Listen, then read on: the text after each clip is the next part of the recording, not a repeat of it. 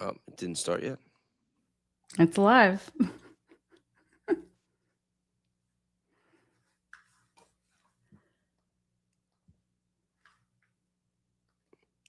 And we are here. Good And we're evening, live. everybody. Hello. Saturday night. That's right. Ultramax, Ultra Live. I know we still haven't come up with an official name. We gotta Did you figure that out see? one of these days. I put something in the Discord. Oh gosh, now I can't even remember what I just said. It was pretty clever. The Reasonable Doubters. The Reasonable Doubters. Yeah. Might get sued by Jay-Z for that one. I don't know. Does he have a That was his. like a The song like that? Reasonable Doubt was the name of his debut album. It was a classic. Oh, okay, but he doesn't. Yeah, but he doesn't have a stream called The Reasonable Doubters. That is true. That is very true. So Yeah. how is everybody doing tonight? And don't worry, guys. Danks is going to be with us very shortly. He's just getting himself situated. He's on the road again. Yes, he is. He's a trooper. I'm like, Danks, man, you spend a lot of time on the road in the hotels. Well, listen, a man on a mission. He's a smart man. He's a family man. He is. No, if you're gonna commit to, you can't commit to doing a Saturday night show when you've already committed to a wife. That could be very, very tough at times. You know, it's always family first. Yes, And well, it's great to we're see lucky to have everyone here. Yes, we are. Speaking of weekend commitments, I think I briefly told you because we didn't really have that much time. We haven't really spoke this week, but I know the people know that I have committed to a Friday night midnight show. I went live last night at midnight, and it actually went really, really good. Up, it says audio. Yo, why is this person saying nosy? I see you. You said you pulled that last night. Saying audio off. I hear you loud and clear. Yeah, no, it's the same person, but they said it wasn't a prank yesterday, so maybe they're having some issues with their device. Oh, maybe they just like watching you even with the audio off. So you were saying you did a late night stream last night. Yeah, and everybody was saying that I got to commit to do it every Friday night, so I told them I would. Good. I had an interesting week. I started out with my little one, my 7-year-old, breaking his arm. That's not interesting. That sucks. How's he doing? Is he okay? He's good. He is in a massive cast now that starts about up here and is all the way here. It's huge on his little body because he weighs like 50 pounds. Damn. And it's thick. It is big. It is so big. But so he broke his elbow. Yeah, while he was over at his dad's. And trampolines, they're no good, especially when apparently you were under a trampoline and your brother jumps on top of you and no one is watching. So yeah, everybody thought I was crazy last year when I said I was going to put the trampoline next to my pool for the kids. Like, why would you tease them like that? And I'm like, I'm serious. They're like, you can't do that. So what do you mean I can't do that? It's my house, my trampoline, my pool, my kids. So then, of course, yeah. Well, then you'll be responsible for taking them to the ER and everything else. Yes. And then the next time that we had like, a family barbecue with everybody over with their kids, it's like, a couple of people giving me dirty looks. It's like, damn, now I got to have my kids jumping on, like. Yeah. Oh yeah. Yep. So that was a whole ordeal. But we also, despite little man's injury, he was such a trooper. He went I took him straight from getting his x-rays to WWE. That is because he and his awesome. brother wanted to go to WWE. And that was Monday Night So Raw, right? that was Monday Night Raw. And Yeah, that so that that was before he had a cast on. He was just in his sling.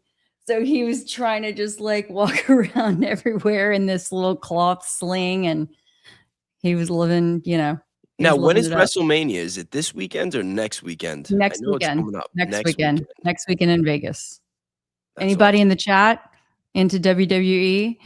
So the reason why I bring up WWE is because I got to tell you, I noticed a whole lot of parallels between what I feel like we're seeing in the Tyler Robinson case and the WWE extravaganza, the way people get on the mic and they are larger than life and they're going to tell you that they know everything and you know nothing. And they're going to put on a show and you're going to look over here and don't look over there. Okay. Because they really don't want you to see what's going on over there. It is all smoke and mirrors, my friends. Yeah, there's definitely a lot of smoke and mirrors. Not just Uh-huh. with the Charlie Kirk case though, but that's politics in general. It is. It is. But since I was just thinking that our stream is focusing heavily on Tyler and Charlie tonight, it would be a nice little parallel to draw. Yeah. But this has been a big week with the Tyler Robinson case. It's funny. We always call it the Charlie Kirk case, but the reality is it's the Tyler Robinson The case. Tyler case. Mm-hmm. It's a case that probably should not be going on. It probably should have never been going on. And the big question now, which is also the theme of the show, the title of the show is this case going to make it to trial? What do you think, Kelly? Well, you know what? Now, actually, oh, wait, I guess because you're running the stream, you would have to do it because I don't have the producer capabilities. But if you wanted to, if you want to try to Well, stretch you got your you got a clip. You can. I could do that. I could set producer it up. ability. No, how do Well, I set it up so that you could do a clip? Don't you put something on the stage and I just got to share it? no. I think it's because well, it's from your tools that are on the side. Basically, there's a widget now. If you click widgets on the side, we could put up a poll. Oh, okay. There we Yeah. go. I'm at the polls. I actually just figured out how to set up polls yesterday on YouTube Studio. I never knew how to do it. I didn't know that it was like, I probably should have checked like the little buttons right next to the chat. It would have made sense, but I was always looking at the top. And then like I never really had an interest, so I didn't care. But then last night they were pretty adamant. They wanted a poll. And then, they're like, why don't you do it? And then after all these months of going live, I had to come clean and tell them I don't know how. They were baffled. But I tell them, I listen, I am not the most technically savvy person. I tell people that. I don't know why they don't believe me. But okay, what is the poll? We're going to ask, is the case Okay. going to make it to trial? Will Tyler make it to trial? Yeah, but that could mean different things. I know it could, but let's start. I mean, hey, it is the title of your stream, isn't it? I think did I put case in or no? Will Tyler make it to trial?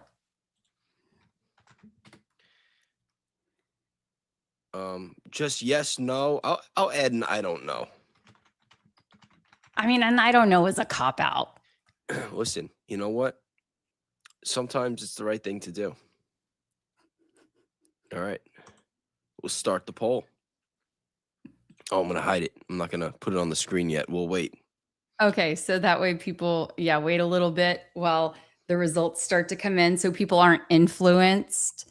Kind of like on actual voting day, that that way people don't know how everyone is really voting. Now, while everybody is voting on the poll, let me ask you, what do you think about Baron Coleman's statements the other day saying that he believes that Candace Owens is going to get sued and that there is a lawsuit getting prepared against her?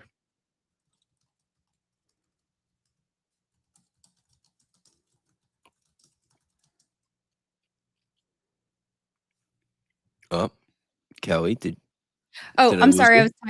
I was typing. I thought you were asking the chat to weigh in first. So I did not see the episode. Could you give us a little bit more context in who does he believe will be suing Candace and under what context?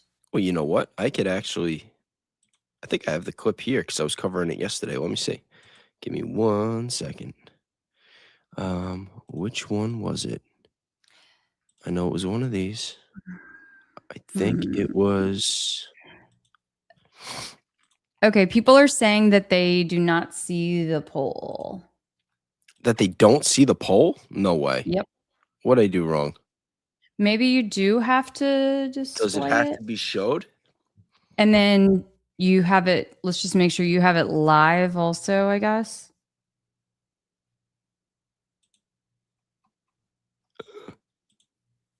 I think that it's just for the stage. What did I do wrong? Oh Oh, no. okay. Now did you click in it and vote? No.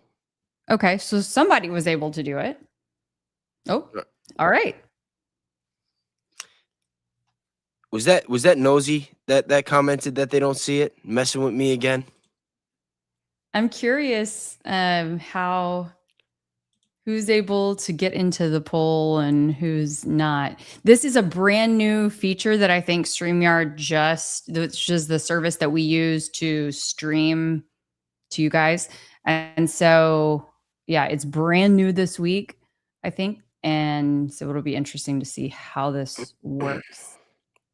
All right. While they're doing this, let's pull this on the screen. That's all it is.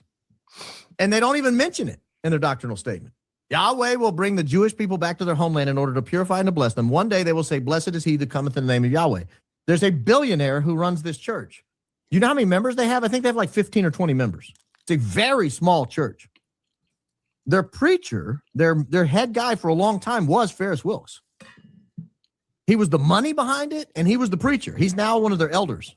But I mean, in a church that small, they know who, they're not going to bite the hand that feeds them. So this is who he is. This is what he believes. This is where he invests his money. And he invests it in places like Ted Cruz, Rob McCoy, PragerU, Daily Wire. They all have one thing in common, and it's not America. It's not Jesus Christ. It's our greatest ally. That's the common thread among those four entities and individuals. They say they have a strict literal interpretation of the Bible as historically and scientifically accurate in every detail. They follow the Saturday Sabbath observance. Stop in the name of God. That was Charlie Cook's last book. Shabbat Shalom, Daddy's home, tossing the phone. Saturday Sabbath observance. They follow, this church does, Old Testament dietary laws, meaning it's the old kosher rules. No shellfish, no pork, no blood in the meat. Kelly, I don't know what happened, but the people in my chat said that they were not able to see the poll, so I set up a second one. I set up one in my personal chat. Okay. I'm going to do the same. Yeah, do the same, and then that'll make it interesting too. We'll see okay, if we get different results. They celebrate the Jewish feasts, this church does, at the appointed times.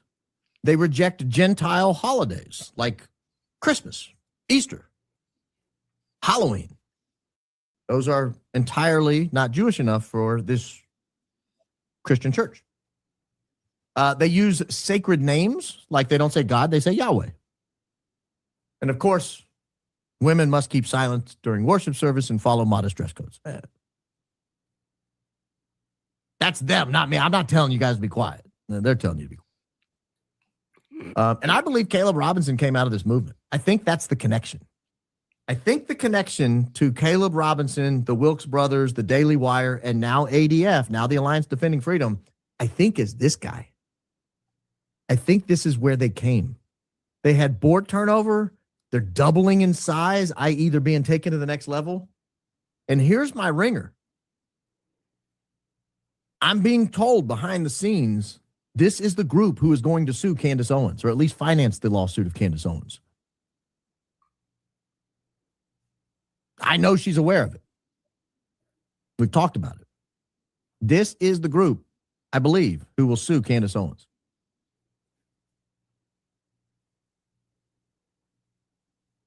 And to that, I say shame on them.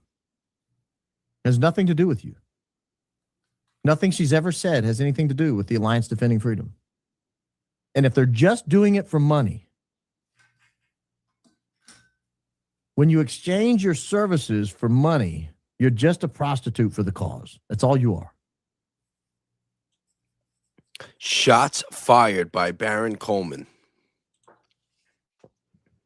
So are you familiar with the, what is it called? The Let's Alliance do a little Defending dive. Freedom? ADF. Yep. Alliance Defending Freedom. Let's do a little deep dive. I'm sure everyone would love, or a lot of folks in the chat would love a little education. I figured you had done the research into it. I don't want to assume anything, and I'm still trying to set up. I'm slow too when it comes to tech. You know, I'm getting up there in age, so it takes me a little longer these days. Oh, stop. You're not that old. Oh, wow. My chat is like, what is it? 58-42. How come oh, there we go. Yeah. 58 say no, he will not make it. And 42 say yes. That's in the 3 minutes that I had that up. I think he's definitely going to make it. I can't see him not making it, to be honest. I think that they want this trial to happen. It's too good of a distraction from the other issues. I don't think Trump's going to let anything happen to Tyler Robinson and this trial. There's no way, especially after the press conference that Melania had yesterday and the story behind that. Did you hear the story behind that? Well, okay, what is the story that you're hearing? Because I was looking a little, I had started looking into it, but I've got a couple of things cooking that have me distracted otherwise. So admittedly, I just thought it was interesting that she made this very awkward show of face. Okay, and I'm going to say this. Like, how is she not able to speak more clearly at this point? And I don't know, as the first lady after all this, I'm sorry, I'm just going to say that because I struggle. I have a very difficult time like understanding her a lot of times. Yeah, I mean, that happens. That happens, though. I know people that have been in the country for 25 years that you can still barely understand them. Like that's I don't know, man. She's got access to like the more. She has more resources than any, than the 1%, right? Like if she wanted to, she could, but I don't think she really wants to. I think she'd rather be quiet. I think she would rather be, or Trump would rather her stay quiet. Actually, that's the truth of the matter. I think Trump would rather her stay quiet. But I don't know. I don't think that her accent and really has much to do with the issue or the story. It definitely has nothing to do with the story itself. I mean, no, I'm just saying that it's to me, it's symbolic of her inability to communicate how maybe she truly feels. That's what I'm trying to get at. To me, when I look at that woman, I see that there is more underneath the surface. And while I'm initially caught up, like trying to decipher and determine what she's saying, I can see in her face that there's a lot more that we're also not hearing. That's personal. But that's always the case. It doesn't matter whether she has an accent, whether she has perfect English, whether she speaks Chinese. All these people, they're never telling us the whole truth. They're never giving us the whole story. I'm telling you, it's a layer on top of a layer. That's my perception. Yeah, as a woman. Okay, I understand that idea. Up here we go. We got Danks in the building. What up, bro? He made it. You're just in time. Sorry, I was late. I was walking 40 bags, a pregnant wife, and a kid up 14 floors. No, I'm kidding. Wow, what a nice guy. You know, she What said, "You're a man. nice You can guy. do this." Got to put your big boy pants on. Thanks. Did my stream go through? Is it working? Yeah. You look okay. great. Yeah, Yes. your stream. You were streaming the whole time, buddy. Good. Not What's even up, here. You everybody? got the most followers, Hey. most viewers. So Man. weird when people say I have followers. It's like I'm not Jesus Christ. I promise. All right, what do we got here? All right, cool. What's up, everybody? We got 200 people on YouTube. We got streams going on X. What's up, people? All right, yeah. Sorry. So, what's up? What are we talking about? We pivoted the conversation a little bit. We started first by asking everybody if they thought that Tyler Robinson was going to make it to trial, and then I said that I think he definitely will. That between what's going on with the war and with the files, and now especially after Melania Trump's bombshell press conference yesterday, that there is no way in hell that Trump is going to let this trial not happen, because it's a very, very massive and big story that's going to keep people's attention off of the other stuff. It's like the movie Wag the Dog, but Yeah, kind of I think- reverse. But kind of reverse. Instead of staging a war to hide a scandal, you want to have the scandal to distract from the war. I think it all distracts from the files. I was listening to Jim Yeah. Brewer on the drive, and He's the best. He's the man, best. and he's like he played a clip. I don't know if you guys have seen it. It was of Trump saying so many times central casting. Have you seen that clip? No, but I know what you're talking about him talking about central casting. He says Mhm. that. Yeah. He says that a lot. My boy, Mhm. shout out to Jason Scoop. My boy, not my boy, someone we grew up in the same town together. He was actually my sister's friend. He's a famous Trump impersonator, and he uses that line a lot, saying straight out of central casting. Like, I've heard Yeah. it more from him than Trump himself. Yeah, central if you casting. guys He's don't saying know- like, Yeah, Chad, if you don't know who Jason Scoop is, I'm sure a lot of you do, but if you don't, check him out. He is hysterical. yeah, he's basically saying like I don't know what the reason is. Like maybe it's just because he's got so much some media experience, and so he's just like relating everybody to central casting, which is actually a company founded in 1925 that's responsible for all of the casting in high elite media. You know what I mean? And he's like, oh, if we like whoever CIA or whatever, it was some clip or I don't know. He was talking about. He's like, if we ever do a movie in the CIA, he'll be the head of the CIA. He's like straight out of central casting. But the way he says it so frequently, it's like, are they just pulling these people from central casting because they act like actors, and then they're bad actors? Like Cash is like the worst actor. So I don't know if that's like uncentral casting or like downtown New York City casting. You know what I was thinking about yesterday? Because last night while I was live, I was covering a clip from the that CBS town hall meeting that Erica had back in December. And I was thinking about it, especially since they had Hunter Kozak as one of the people asking the questions, that, we know that all those questions were prepared and that all those people there were likely actors. How many of the people at the town hall meeting do you think were at the scene at UVU the day that Charlie Kirk was killed? How many people of what were at the scene? I'm saying because if like there was clearly some sort of intelligence operation going on that day. Like how many people were there? They said there was 3,000 people there. It's what they claimed. Yeah. Yes. Of the 3,000 people that were allegedly there, how many of them- Allegedly there. Well, I'm just saying.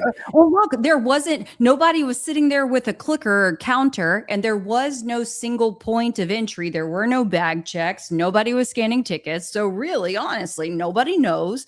I've wondered that thing. It's kind of like how Donald Trump, would counter estimate his massive crowds too, right? Like, how are you guys actually determining the size of this crowd? But yes, allegedly. I put a poll in the chat. I said, how many of you think, what did I say? I said, do you think the UVU event was a show or fake? So why don't we go with Kelly? What do you think? Wait, hold on. Do I think that it was which question? Fake. Because Bays You had a think that? Do question you and then think Danks that? had a question. Okay, when I say a show, what I mean is that whether Charlie is dead or alive, do you think that either Charlie knew or didn't? Doesn't matter. He's dead, right? So even if it was real and he was killed, or if he wasn't killed and it was fake, do you think that everything around him was a show? Yes. 2 hands up. I think Yeah. I think that I mean that's what I was talking about when I said the CBS town hall meeting, like how many of them you think were there at the scene the day of. I think, maybe the people in the back, like I'm sure that there was at least a large percentage of that crowd that were like people that were just legitimately there to watch. But I mean, those first 10 rows, you know what I mean? Like, think about it. Like Hunter Kozak, I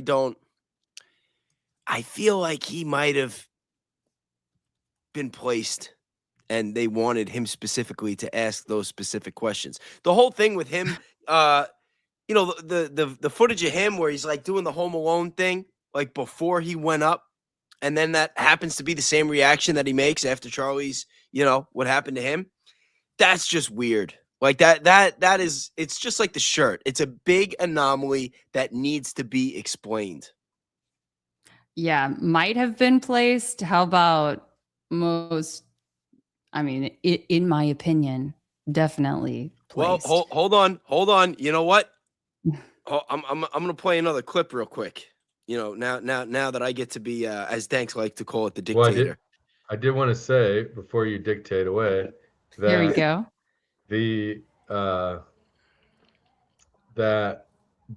Has anybody looked to see at previous events, the larger ones, how many people had their phones out while Charlie was speaking compared to how many clips we have of the UVU event?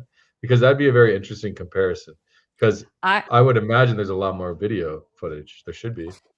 So here's one thing to take into consideration. I have looked, okay, and it's kind of hit or miss. And, they were only a question and a half into the event, right? So keep that in mind. And it's not like this was a concert. Or a person. Okay? There was the second person, no? So multiple questions in. I mean, yeah, sorry. So, I mean, when I say question and a half, like person and a half into the event. Yeah. So, it wasn't like there's that, it hadn't gone on for all that long. But again, it's not like a concert when somebody comes on and your favorite opening song is getting played, then the next one's a banger. And then, or you're trying to record the whole thing raw. Like there's not going to be as many of those. And frankly, like how many of these, have y'all seen how small the UVU TPUSA chapter was? It was small. It was only like, I don't know, maybe under 20 kids. So I think that we have at this point romanticized this idea of how large Charlie was in everyone's life everywhere. And it just simply wasn't the case. But to your point, you see people sporadically holding their phones. Now, in the couple of events afterward, so I want to say like 1 or 2 events, maybe directly afterward, there was one that was at Ole Miss. And I remember looking at I don't remember if they streamed it live or looking at the video right after they'd posted it. I didn't see a kid in the whole arena. They held it inside in the whole arena with a phone up. And I thought, are they making all these kids check their phones? Like, before they could enter? And maybe they were at the time. I never really looked into it any further than that, but that's my 2 cents. It's funny you mentioned the phones. I didn't really think about it in terms of the event itself. that they didn't all have their phones out. I just felt like they would have had like all the footage that has come out. Like you've seen, and we've talked about this in the past, how there are certain people, you know, like Frank Turek was just sitting there with his phone out the whole time. And I thought that maybe he was recording Rick Cutler. There was also somebody that was like right behind Hunter Kozak that had their phone out. Like this, like certain people were getting certain shots and had their phones out that I believe could have been, you know, recording some of the footage that we've seen circulate. And it's, what is the probability that that footage, that those people that were taking that footage and that footage that's come out, that we've all been analyzing, trying to figure this out, that those were people that were placed there to take those specific shots? You understand? Like when we see all the different footage of Rick Cutler like this and Dan Flood doing the hand signals and Frank Turek with the hat, like if this was a psyop, there's a very good chance that they had people in place, not just doing those signals and doing what they did, but other people in place that were there to record it and put it out and muddy the water. And again, that goes to whether Charlie was killed or whether it was staged. Do you mind if I share something real quick? Is that okay? Sure. Real But real quick, sorry. real quick After before you're you do, done. yeah, You go do your this thing, is a and then I very want to show something. this is a very short video. It's just because, you know, I always say it too. I'll be like, in my opinion, and Kelly said it before, but you know, I've been, you know, preparing for this trial and doing my homework. One of the things that I did was I started studying other cases.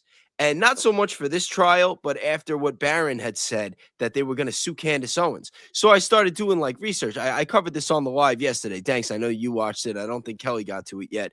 But I went over some of the stuff that Candace had said and Barron has said and what the probabilities are, whether they could get sued for it, and also some cases to get referenced. I just want to pull this up real quick because I found this one to be very interesting. Can you be sued for sharing your opinion? What if that opinion is about someone else's reputation? Let's take a look at a U.S. Supreme Court case that shaped how courts view defamation. Milkovich v. Lorraine Journal Co.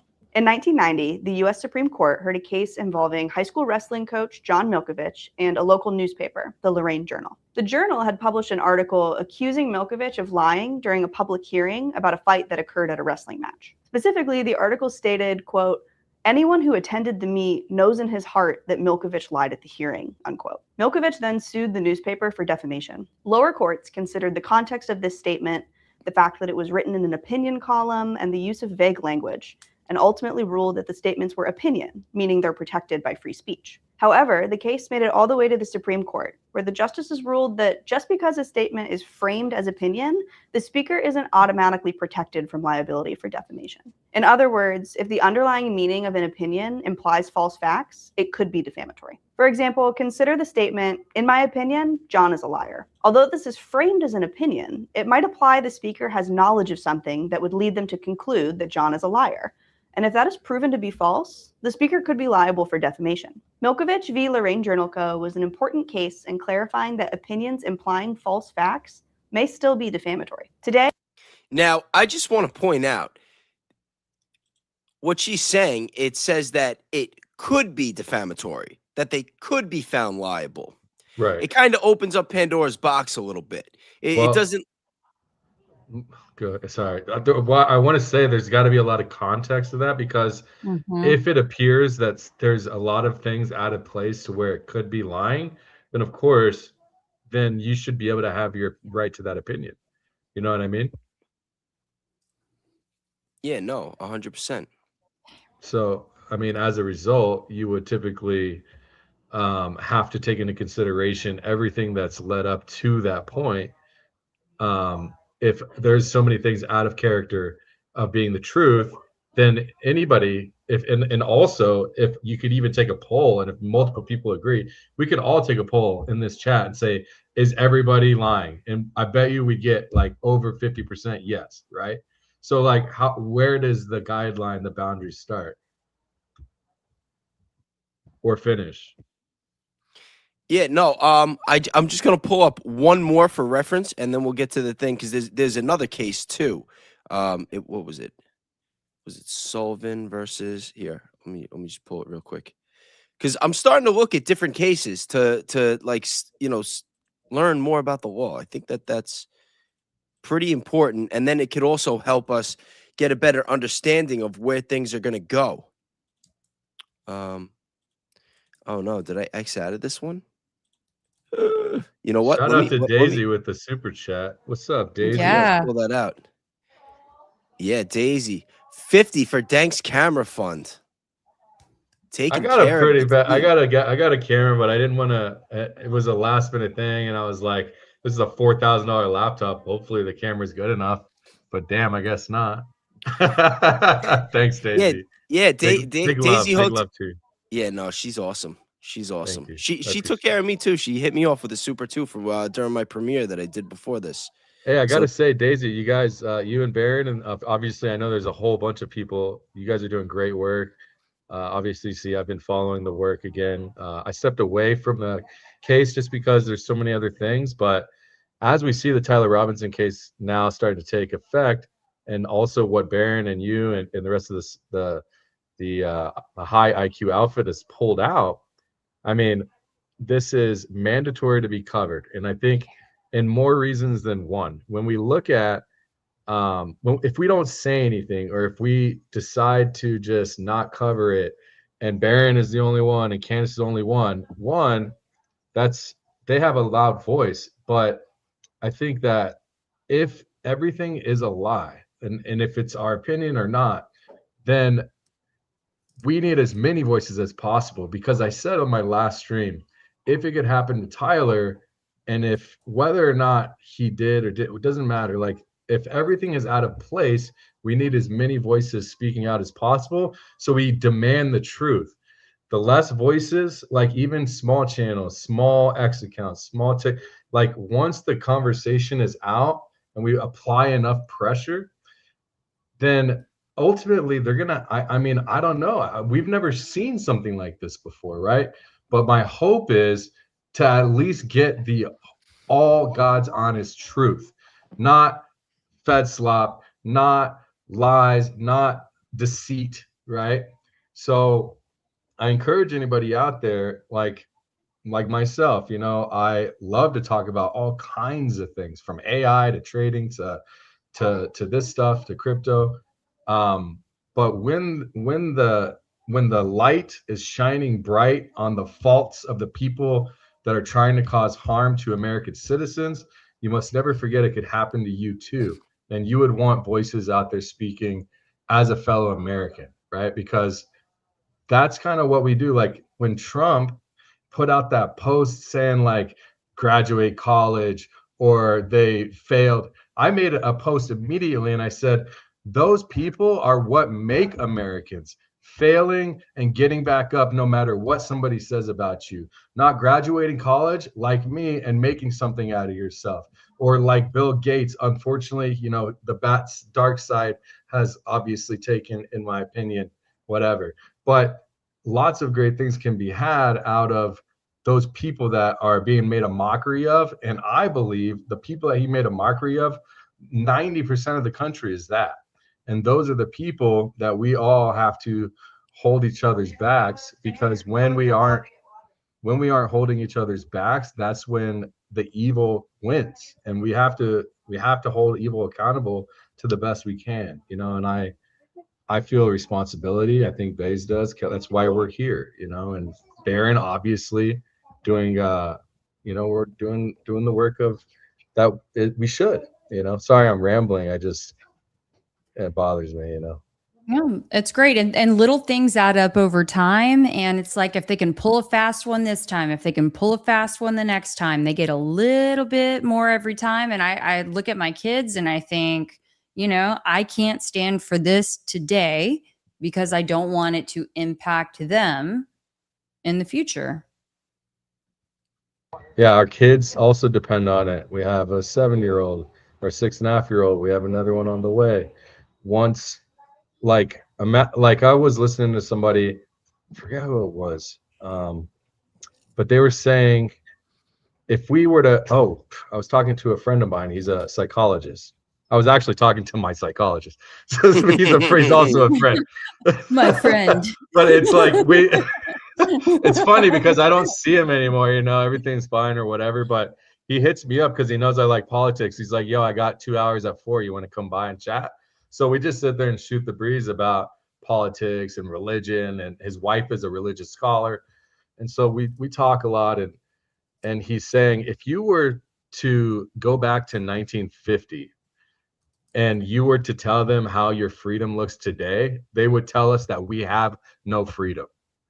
You know, so imagine another 50 to 75 years. 100%. I was saying last night, actually, because you know, I was playing a bunch of different clips, and one of the clips that I played, they were saying that they need to reevaluate the First Amendment for freedom of speech, like how it gets used. Like she's trying to like try to change the interpretation. And I said, like, okay, well, you know, if we're going to do that, if you want to start trying to reinterpret the Constitution for how it is today, as opposed to 250 years ago, why don't we start with the Fourth Amendment? For for privacy and illegal search and seizure. Like, what do you think the founding fathers would say if they knew what was happening to our data right now, and all these different terms and conditions on all these apps that we use, and how the CIA is able to turn the speaker in your TV into a microphone and listen to what's going on in your house, and how they're able to basically spy? Like I was saying yesterday, like, I don't mean to be crude, but like, you could literally be scrolling on your phone while you're in the bathroom taking a shit, and you could have a Mossad agent on the other end watching you, and you would never know. And that that recording is getting saved. It's getting stored in the NSA or wherever they're putting it these days. And it is there forever. And when you look at the databases that they're building, you know, they got databases that are using more energy than the state of Texas. And everyone's like, well, what do they need all that for? And it's for us. It's for us. It's so that they could watch us, they could spy on us, they could store it all, they could profile us. And what are they doing with that data? And should they have even had the right to have it? Share my screen real quick, bro. Yeah, of course.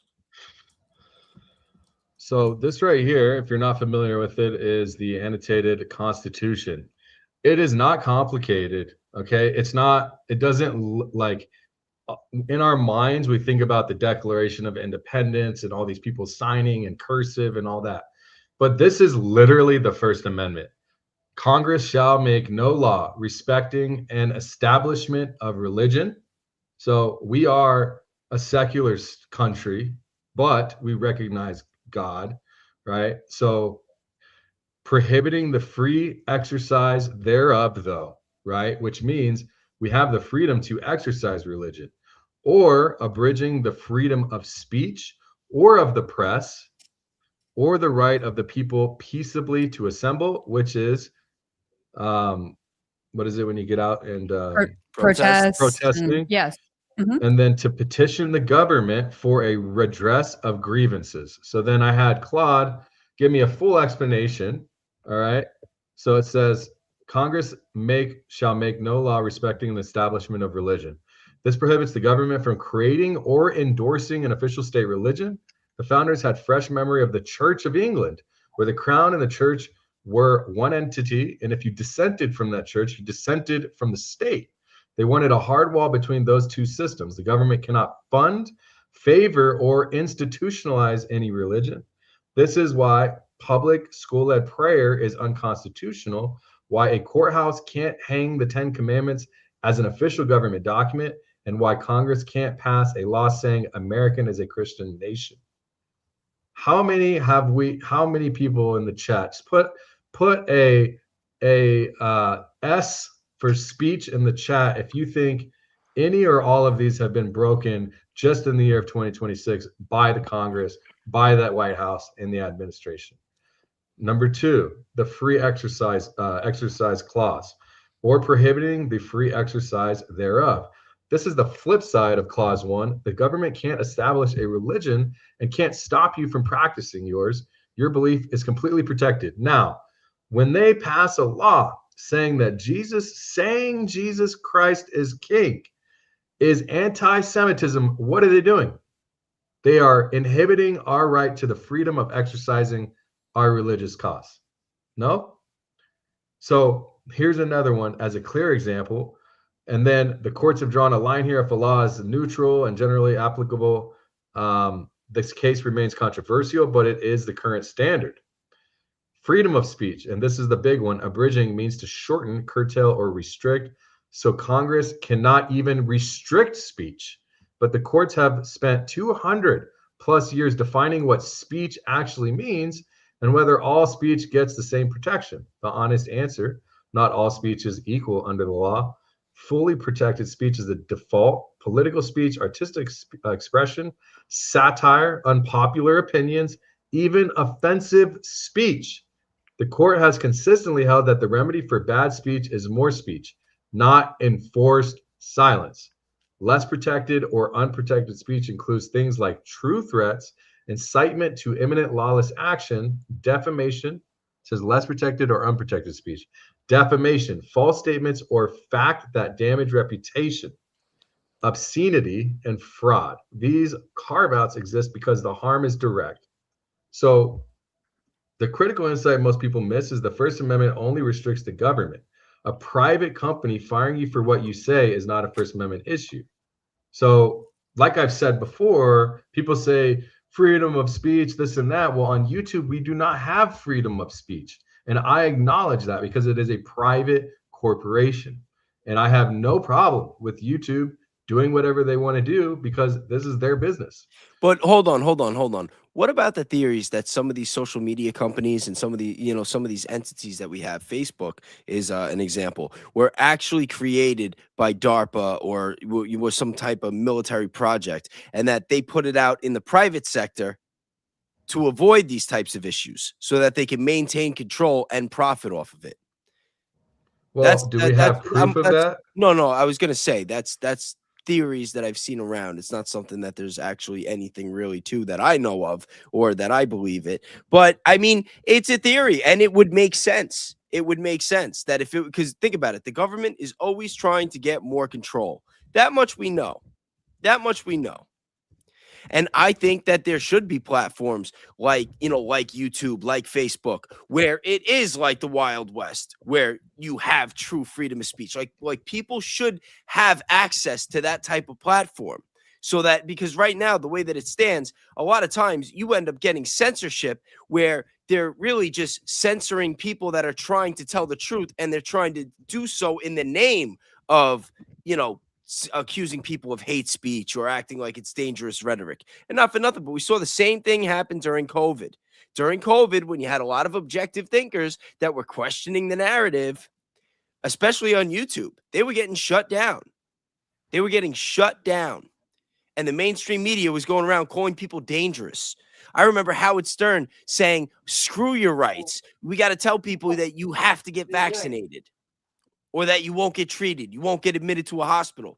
You had scumbags like Don Lemon and all these different news anchors saying that the unvaccinated were dangerous, that they were the problem. And regular Americans that ended up being right, like the real thinkers, the critical thinkers, the objective thinkers, they did not have a place to go where they could voice their opinion and they could communicate with each other. This right here, because I said, am I considered press? And calling someone a liar. Okay, so are you press? And is calling someone a liar defamation? Two great questions. The short answer, are you legally considered press? Yes. And the legal reasoning behind that is more solid than most people realize. The First Amendment does not define who counts as press. There's no license, no credentials office, no government registry you have to sign up with. The founders wrote it that way deliberately. At the time, the press referred to anyone operating a printing press, which was the open source distribution technology of the era. The Supreme Court has never drawn a clean line saying these people are press and these people are not. And that ambiguity actually works in your favor. The controlling framework comes from cases like Brandsburg and Hayes and subsequent circuit court decisions. If you are engaged in the systematic gathering and dissemination of information to a public audience, you are exercising press freedom.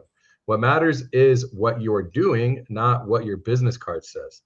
Your situation maps directly onto that framework. You are producing investigative content on matters of clear public concern, citing primary source documents. The fact that your distribution channel is YouTube rather than a newspaper printing plant is constitutionally irrelevant. Courts have increasingly recognized this, and the trend is firmly in the direction of extending press protections to independent digital journalists. Now, wait, hold on. Before you go any further, if that's the case, then shouldn't it be illegal for companies like YouTube to deplatform somebody and pull the plug on their stream?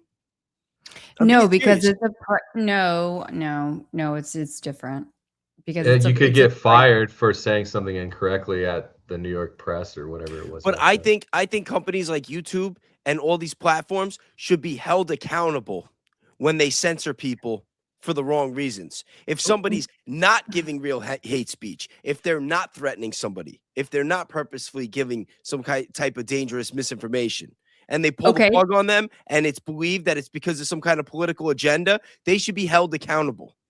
Well, then that's on you as the individual, I would say, the person who has, received the reprimand unfairly, right? Then to fight back, to do something about it.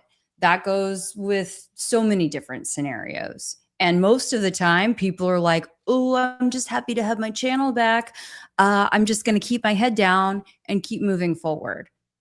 And that's why, real true change and accountability doesn't happen per se.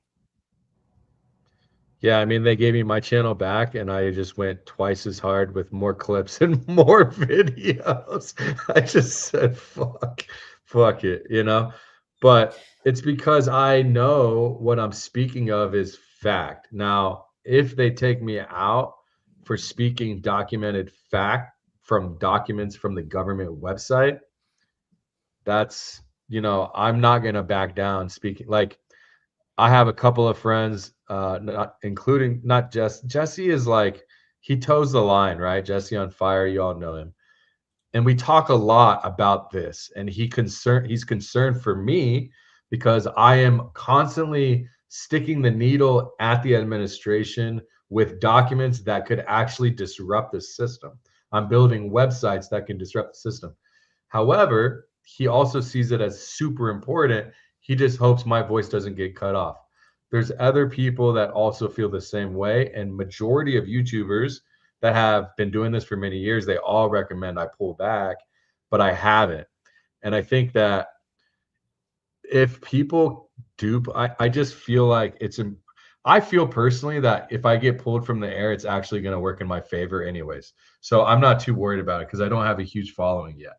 But personally, I'm not of the caliber to stop speaking truth when truth is so detrimental in the context that I'm talking about it, because the White House's family owns a company that the chief strategy officer is a foreign agent for Israel. And I find that a very big problem. There's now like going through the First Amendment and realizing that they are literally doing things against our like they are going to take away our rights. They already have. They've inhibited freedom of speech to the point where now people can't even say a particular country, name, or religion without being slandered or taken off the air or fear of. You shouldn't even have fear of speaking about a country. Could you imagine having another country have to censor their calling America or American or the United States? How would you make you feel? You know what I mean? So, well, I mean, I say it all the time. Just go on X and look at Laura Loomer's posts and imagine if anybody said that type of stuff and flip everything every time she says Muslim, Islam, just change it to a different religion. Change it to a different country. She literally said like all kinds of stuff, bro. Like that. Said like this is a consistent basis. What she it's like said a about lifestyle Tucker, for her. I want Tucker to know that I'm the one that took a knife and stabbed him with. Like, when the cards fall, Trump is not going to be there for her, dude. Like, that's something that she needs to understand. Even if he's fucking her, he's not going to be there for her. Right? So it doesn't, like, that's how stupid. Yo, real quick. Shout out to Stormy Daniels. Shout out to Stormy Daniels. But I'm just saying that you know what's funny? Did you notice? Did you notice that Trump derangement syndrome has changed? It flipped. It used to be people that hated Trump. Now it's people that are obsessed with Trump. Yeah, people that love Trump. Yeah. Did you notice that? It's so true. Yo, right? It's so crazy. It's so crazy. For like 10 years, for 10 years, I would catch hell from people on the internet because I stuck up for Trump and that I wanted to hold the Democrats accountable. And then in the past year, the amount of people that call me a leftist, call me a libtard, like say all this crazy stuff and accuse me of being a Democrat. It's like, it's hysterical. I'm like, actually, I'm a conservative. I'm like, no, you're not. You're a liar. You have TDS. Oh, no. It's like, no.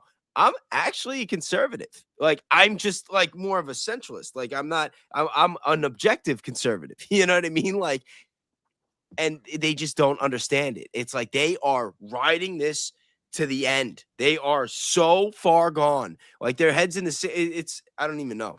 It's insane. This right It's here insane. says, if you are doing good faith investigative journalism, citing primary sources, or stating your honest findings and conclusions, you are about as far away from malice as legally possible. You are doing the opposite of acting with reckless disregard for truth when you're building a case with documents and obvious conclusions.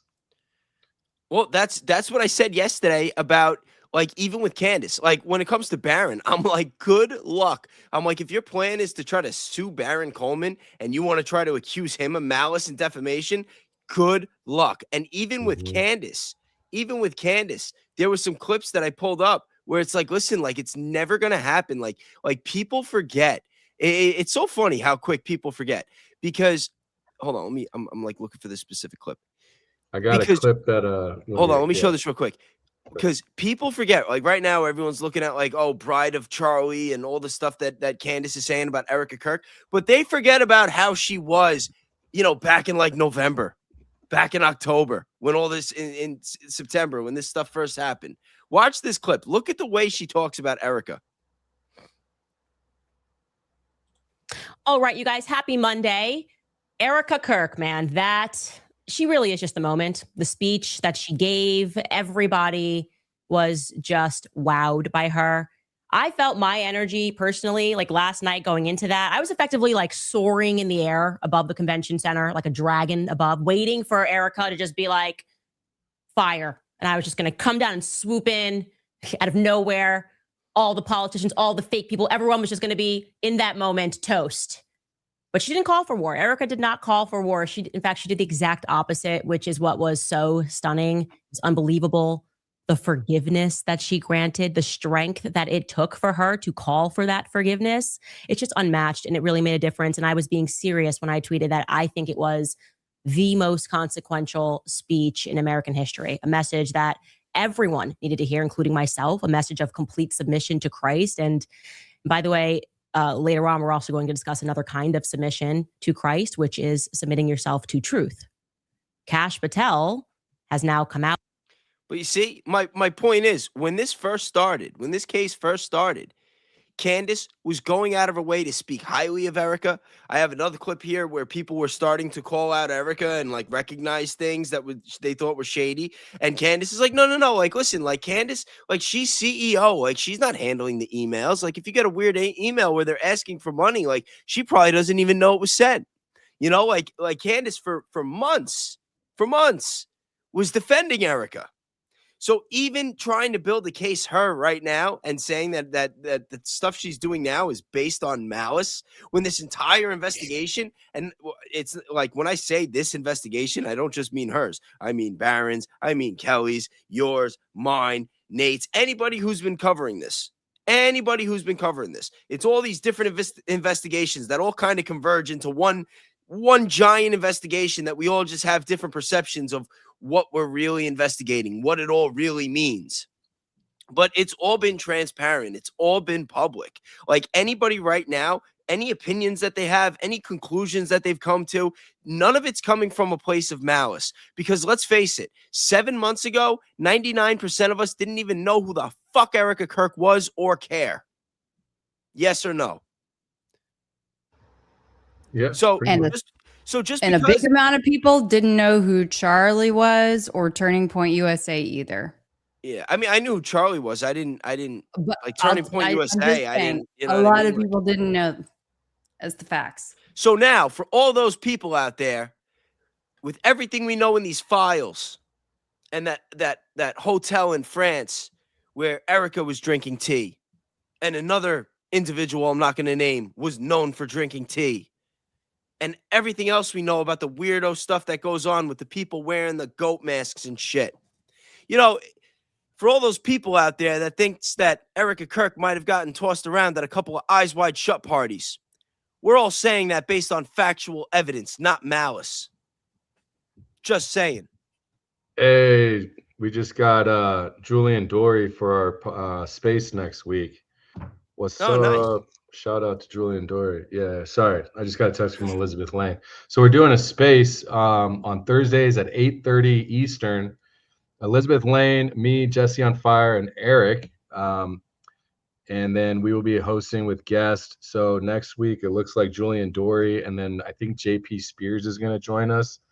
John Kiriakou is the following week, and I think we're going to have Alex Jones with him as well.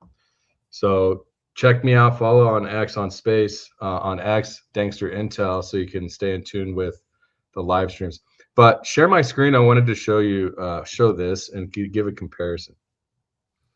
Okay, and then it's my turn because I want to show something too. Okay.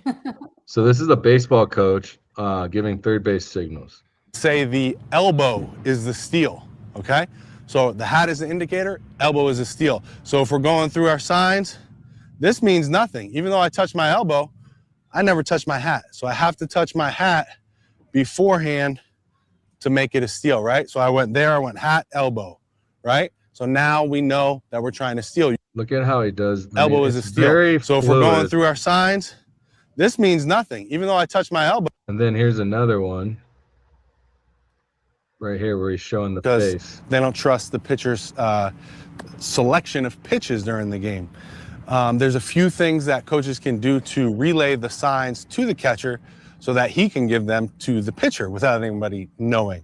A lot of coaches like to use face signs for this. They're typically sitting on a bucket by the dugout or in the dugout, and they're giving face signs to the catcher, okay? Now, you could do that. You can work out some kind of way to tell the catcher what's coming, or you could use a different tactic. What we used in college was we actually had a charter sitting right next to us, and the charter's head was the actual signal of the pitch. This was the signal of the location of the pitch for the coach. So the coach would be doing all this. This didn't mean anything, actually. He was just going through random stuff. This was all fake stuff. His hand was the location of the pitch. This would be middle. This would be inside to a righty. This would be outside to a righty, inside to a lefty. And the guy charting right next to him, his head would be the actual pitch. So if it was fastball, he'd be looking straight this way. If it was curveball, he'd be looking down. If it was changeup, he'd be looking. See, like and then if we come back here and we look at Dan Flood, we'll go like 75%. And you see he moves his arm. Look at that. Tell me that doesn't look like something that they would have done, right? That looks like a baseball move to me. I played baseball for like 15 years. These types of things, they come natural for people like me when I see it. And then when you look at this right here, the way he touches his glasses and he moves, these are the types of things that I look for when you're trying to be secretive and do things. You know, I don't have the full clip where it shows other things. I think there was another couple of motions, but I wanted to show that and let people know, like, these things could easily happen and be done. And if we're not crazy to think that, right? So don't, like, there's a high chance that they use these signals. Charlie may have known, may have not known. Well, no, they definitely use those signals. I want to play Kelly's clip real quick, and then I will pull something up that I want to show that will come back to the one that you just showed.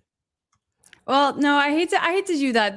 I was still back on the freedom of speech thing. I was just no. Let's pull it back. Let's pull it back. Yeah, go ahead. No, Okay. Please go ahead. I was just going to tell you guys about this time that I actually got sued by the state of Colorado. Really? Now, yeah, You and never told me this so. story.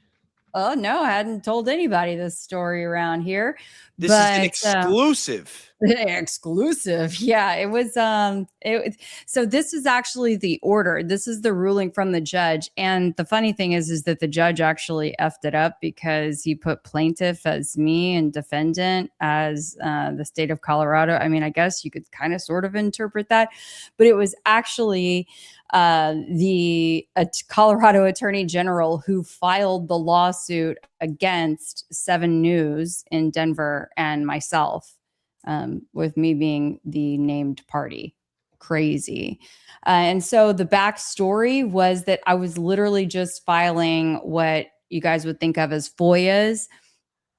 In Colorado, we call them CORAs, Colorado Open Records Act requests.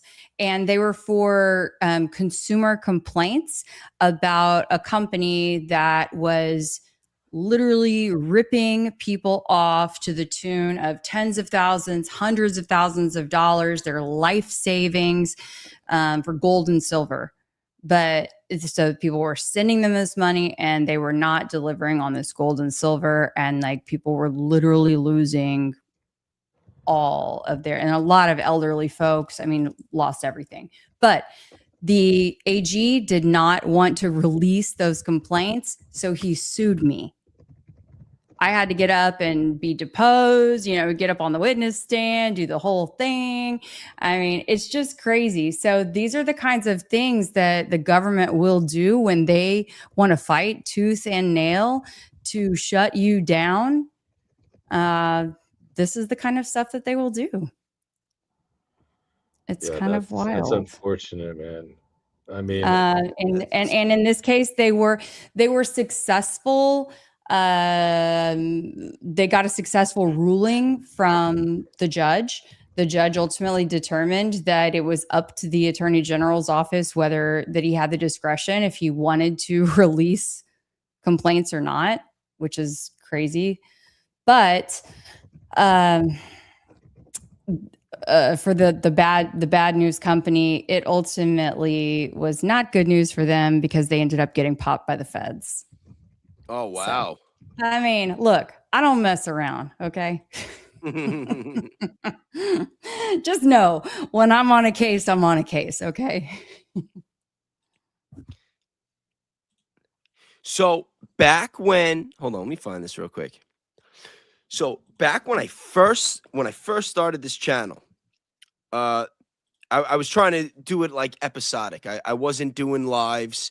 I wasn't doing small, like short videos like I should have been. I was doing these like 1.5, 2-hour deep dives into like everything. And my plan was I was going to do like 2 a week and do like episodes.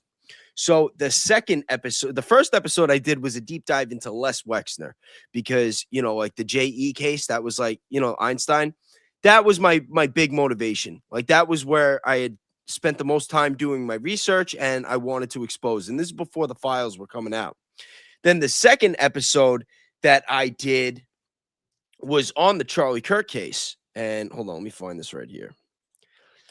And originally I was going to do a deep dive into the Brian Harpole, Sean Ryan interview. And then Valhalla VFT beat me to it. He covered it on a live and he went so deep. He did like a 5-hour live. He did such a good job that I'm like, damn, like I'm not going to try to follow that up. So I had already like prepared for it, like to film it. Like I spent like a couple days, like really going through all the notes. So instead I ended up just covering a couple of different episodes. And I did a little bit of Nate, a little bit of Ian, a little bit of Barron. And I covered the hand signals and Barron covered the hand signals and I gave my commentary on it. But I want you to see this part here. The Charlie Kirk. And remember what I said. I've been working on probability models.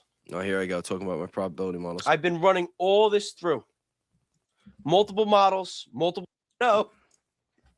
People, and everybody's freaking out about this footage. All right. Now this, Danks, you seen this one before? Danks, you there? I can't hear you. Sorry, I was on mute. No, I haven't seen this one yet. Okay, so this footage was from an event a couple of months before whatever happened, that day, where Charlie is doing a reference, and he's saying, I think he's referencing baseball, and he says, you know, players get call signs, and then look what Dan Flood does behind him. This is where it gets good. Notice the arm grab. I'm sorry about the audio. I was messing up when I was screen recording. I could pull it up on whatever. It is what it is. We got to deal with it.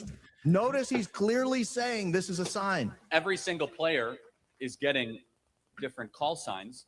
That is definitionally different. You know what? Let me just edit this a little.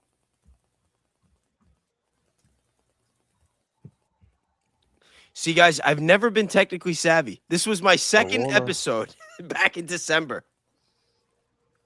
I don't want to include any more than we need on the screen. In the image. I should re-edit this so we can put it back out without all this. There we go. Much better. Every single player is getting different call signs. That is definitionally Oh, look, second he says different. it, look. Mhm. Every single got the player is grin. getting call signs. He does the same exact signal, but he's looking in both directions. He's glancing at people. So my theory Oh yeah, is, I have just seen telling- this. I have seen this. Yeah, I saw Baron show it actually. yeah, so my theory was, you know, They laughed and smiled day at it of. like they knew it was. yes, a, yes. yeah. They says call signs. He does the signal and he looks it in both directions. He's looking at someone on this side, someone on that side, and he's giving like a wink and a smile. So my theory is whoever he was looking at that day, he was likely looking at the same two people that were on the other sides. And if there was anybody that was able to corroborate that and identify, you know what I mean? That it could have helped with the case. Let me see. I think I You right break now. it down. I think I slowed down.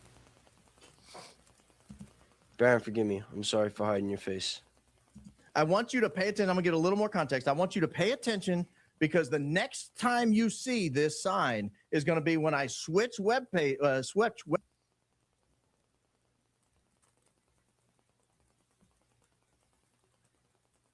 Hold on. Watch this again. Different call signs. That is definitionally different. Okay, you see that? You see that? I'm not talking about the motion. I'm talking about something else. I don't know if Baron caught this. Watch again. Wait, how could I slow this down? It's gotta be a way. Yo, this must be driving Danks crazy right now. Oh, speed. Boom. There we Trying go. to figure out the playback. There we go.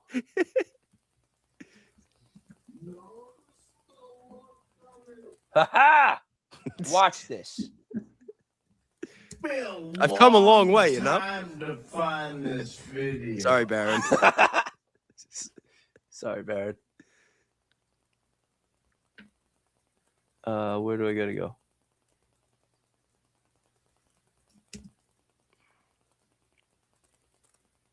Here we go. That is definitionally different. That is definitionally different. Is The hell was I doing? Fine. every single player is Hey, where are we going? Where are we getting- going here? There's going to be somebody in front and somebody to the side, the other side. Now, the day of the shooting, am I just about to say what I already Watch. said? I never actually watched this. Definitionally Boom. He's glancing there. He's glancing there. He could be looking at Rick Cutler. different. And now he's looking there. Who is he looking at? He did the same move. It's the same move. It is the same mood. But look, Yeah, of he's course. clearly Yeah. looking at two different people. He's looking at two different people. And he's smiling in this picture. There, you know, I always thought he's smiling. No, but he's smiling at two different people while he's doing the signal. Like it's an inside joke because it means something. The security team knows that it means something. Of I'm course. sorry. I'm sorry that was so dragged out. To be honest, Yep. I recorded this back in early December. Like I said, it was my second episode. But you know, he says call signs, and then he does a signal. He's looking that way, looking that way. He's looking at two different people. So there are three people that know that that is a sign and that it means something. And why would it be funny? I believe this specific event happened in May. Yeah. The part about it being funny is strange to me.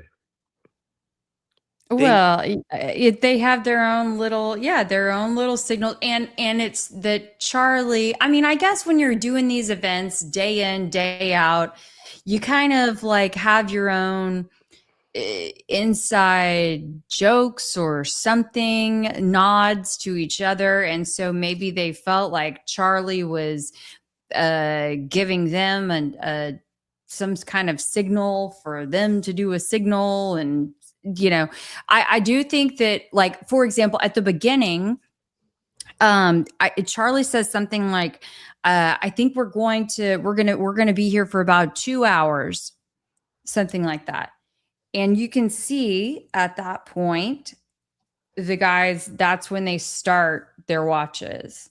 Like, he makes a reference to a time, and there's another, like, they start a countdown at that point. So there's a lot of little different, they travel together all the time, all over the world. So these guys, you know, they know each other. They knew what they were doing. Put another poll. Do you think Dan Flood was doing signals? No, we know he was doing signals. You don't know that. Video, you can't say that. You can't. Of course you can. Of course you can. Listen, they could take me for a defamation. Charlie Kirk is literally saying players get call signs, and his response is to look at two different people and go like that. The same exact motion that was done right before Charlie was killed. Of course, it's a signal. Yeah. And the fact that Brian Harpole, and listen, not only did Brian Harpole say that they don't do signals, I could pull that clip up now too. I'll find exactly where it is in the transcript so that we don't gotta like sit there and play around with it. But Brian Harpole said in that Sean Ryan interview that they do not use hand signals. He put that on the record. He said they don't use them for that type of for like a bubble like that. He's like, if I was going to do a hand signal and I started going like this, they'd be like, well, what does that mean? What does that mean? He's like, I would. And then he starts like pulling out props. He had like a light. He's like, I do this, like two people. You know, he kind of looked like a restaurant manager, like, or someone at a diner that's like about like to a bouncer. Yeah. Bouncer. Yeah, it's insane. But not only did he say that they don't use hand signals, but Sean Ryan was trying to point out, and I swear, I wish I could talk to Sean Ryan and ask him, because at one point, Brian's on camera. The camera is behind Sean Ryan, but you see what looks like Sean doing like this, but from behind, not facing him. Like you see, like, you know, and then Brian Harpole points to him and he goes, see that's a definitive signal. And Sean Ryan is literally doing the signal, trying to say, well, I mean, it's got to mean something, because I think that's what Sean was trying to say. Sean was trying to bring up the Dan Flood signal and try to like put a meaning behind it, and it totally went over Brian Harpole's head. Hold on, let me find this. You guys give me a second. It's so funny. Like, we are so absorbed into this. I bet if I brought my sister in here and asked her, I haven't seen her in a while. I wonder what she knows about all this, if anything, you know. You guys would be amazed when I need a breath of fresh air and I ask my 10-year-old, man, he hits the nail on the head every time. He just sees it for what it is. It's very much worth it to just ask a fresh set of eyes. Here, fresh set of eyes. Now this video, this was episode 16, so I'd gotten a little bit better since that other one that we watched. But here, check this out. We're looking at in the front in our area of responsibility. If we needed to. Okay, so Sean Ryan was saying that he used hand signals every time. That's how you do the job. That's how it gets done. Brian Harpole, the head of security, says, yeah, when we do sniper detail, we use the signals. But when we're doing security for Charlie Kirk, We don't use hand signals. Like, no, we're looking at the crowd. We're protecting the danger. We're looking everywhere except for the one particular spot where the alleged shooter was. But they're not using hand signals. We'll see how that matches up with the footage in a little bit. To relay a message, then we would, hey, right here on comms. We're notorious for, if I need to get somebody's attention on the team, I'm not going to sit there and use a hand signal if he's in my line of sight. I'm just going to go like that. He's going to look up and I'm going to go. And so. Yeah. He's so full of shit. Now he's pulling out props. I'm going to pull out. Brian Harpole, we don't do hand signals. For that, that's not good communication. It has to be definitive. It has to be necessary. It could be an acknowledgement. Absolutely. I mean, yep. Receipt. Get me out of here. Watch. Yep. You're right. Absolutely. Yeah. And what you're doing. See? Now pay attention. It's off camera, but Sean Ryan just did something, and Brian Harpole's identifying. He said, "No, see what you did right there is definitive, right?" And watch what Brian Harpole does. And there's deliberate. See, now it doesn't show Sean Ryan doing it, but Sean Ryan did it. I think he did it off camera. It could be an acknowledgement. I think when Sean Ryan says it could be an acknowledgement, he's talking about Dan Flood's signal, and it's going over Brian Harpole's head. Yep. Receipt. Get me out of here. Yep. You're right. Absolutely. Yeah. And what you're doing there is deliberate. See? Now, it doesn't show Sean Ryan doing it, but you see how Brian Harpole says what you're doing there is deliberate, meaning that he's copying what Sean Ryan just did. And Brian Harpole saying that's a deliberate hand signal, which could mean that, if Dan Flood was doing a hand signal, that Brian Harpole is saying, like, he's kind of saying that he didn't know. Right? Because how would that make sense? I don't know who's talking, the video or you. It's me. Yeah, I'm getting so You're wearing the tripped same out. shirt. I can't You're tell. on I'm in sides. 2 dimensions. Sorry. No, but you see Brian Harpole right now. He's doing the Dan Flood hand signal because Sean Ryan just did it, saying it could mean an acknowledgement.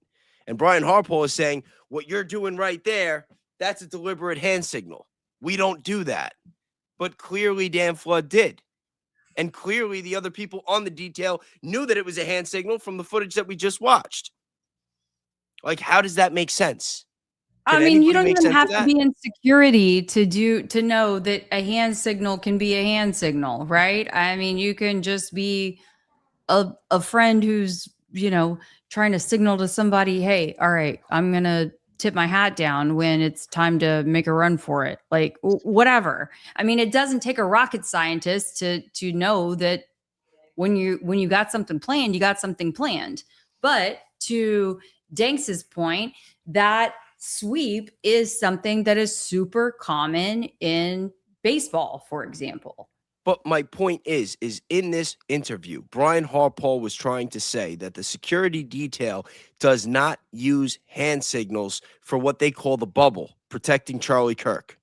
Of course he's lying. But he's then lying when to his people the whole time. Think about it. Why would he tell this lie? He had to have seen the footage of Dan Flood doing this. Is this Brian Harpole's way of playing dumb and saying, like, look, my point is he saying this because he knew that they were using hand signals, and he's trying to put on the record, we don't use hand signals. Like, yeah, that's a hand signal, but we don't use that, even though we know that Dan Flood did.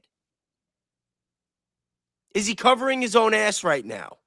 Of course. I don't even know that we can count on our fingers and our toes the number of CYA lies that, I know, but Kelly, for a second, forget about the other lies for a second. Just think about this one. So I want you guys to really think about this, because I think that this means something. I think that this was really overlooked. I think Brian Harpole was telling us something here and we weren't listening. Because he's making the signal right there. Look. He's making the signal. He's telling Sean Ryan, this is a definitive hand signal. This would mean something, but we don't do that.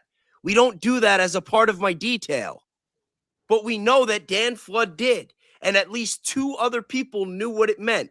And Brian Harpole is saying on the record, we don't do that. That's not a part of my detail. So you're saying he's trying to distance himself Yes. from Dan Flood? Yes. Okay. And that how you and have how not long? specifically said yet? because it didn't hit me right away. It didn't hit me. Are they not part of the same that's your team? headline. Well, my question is, how long after this interview and the other interview that he did with that other jerk off that, you know, whatever, did Brian Harpole stop working for TPUSA? Can we be sued for calling people jagoffs? No. Jagoff. Brian I Harpole's wasn't a jagoff. specific. No, I wasn't talking about Brian Harpole. I said someone that interviewed him. I'm sure a lot of people have interviewed him. Well, I'm saying it. Okay. Brian Harpole, no. And the only 2 interviews that he has done have been with, I mean, post the UVU event, have been with, of course, we'll say friendlies. Kelly, we gotta spell everything out for With Gary. I am. I will. Don't worry. I'm that's why I'm setting it up. Are you with trying to say friendlies. that I was saying that Gary Melton's a jerk off? No, I was saying they were friendlies, meaning people who are friendly to Fed Slop, aka Gary Melton, Paramount Tactical, and My Sean point is, Ryan look, show. someone in the chat just said it, that Brian Harpole was fired. When was Brian Harpole fired? Okay, hold on. Though, here's the thing, guys. You have to remember, you are basing that information off of what Candace has told you. Do any of you have evidence specifically that Brian Harpole was fired?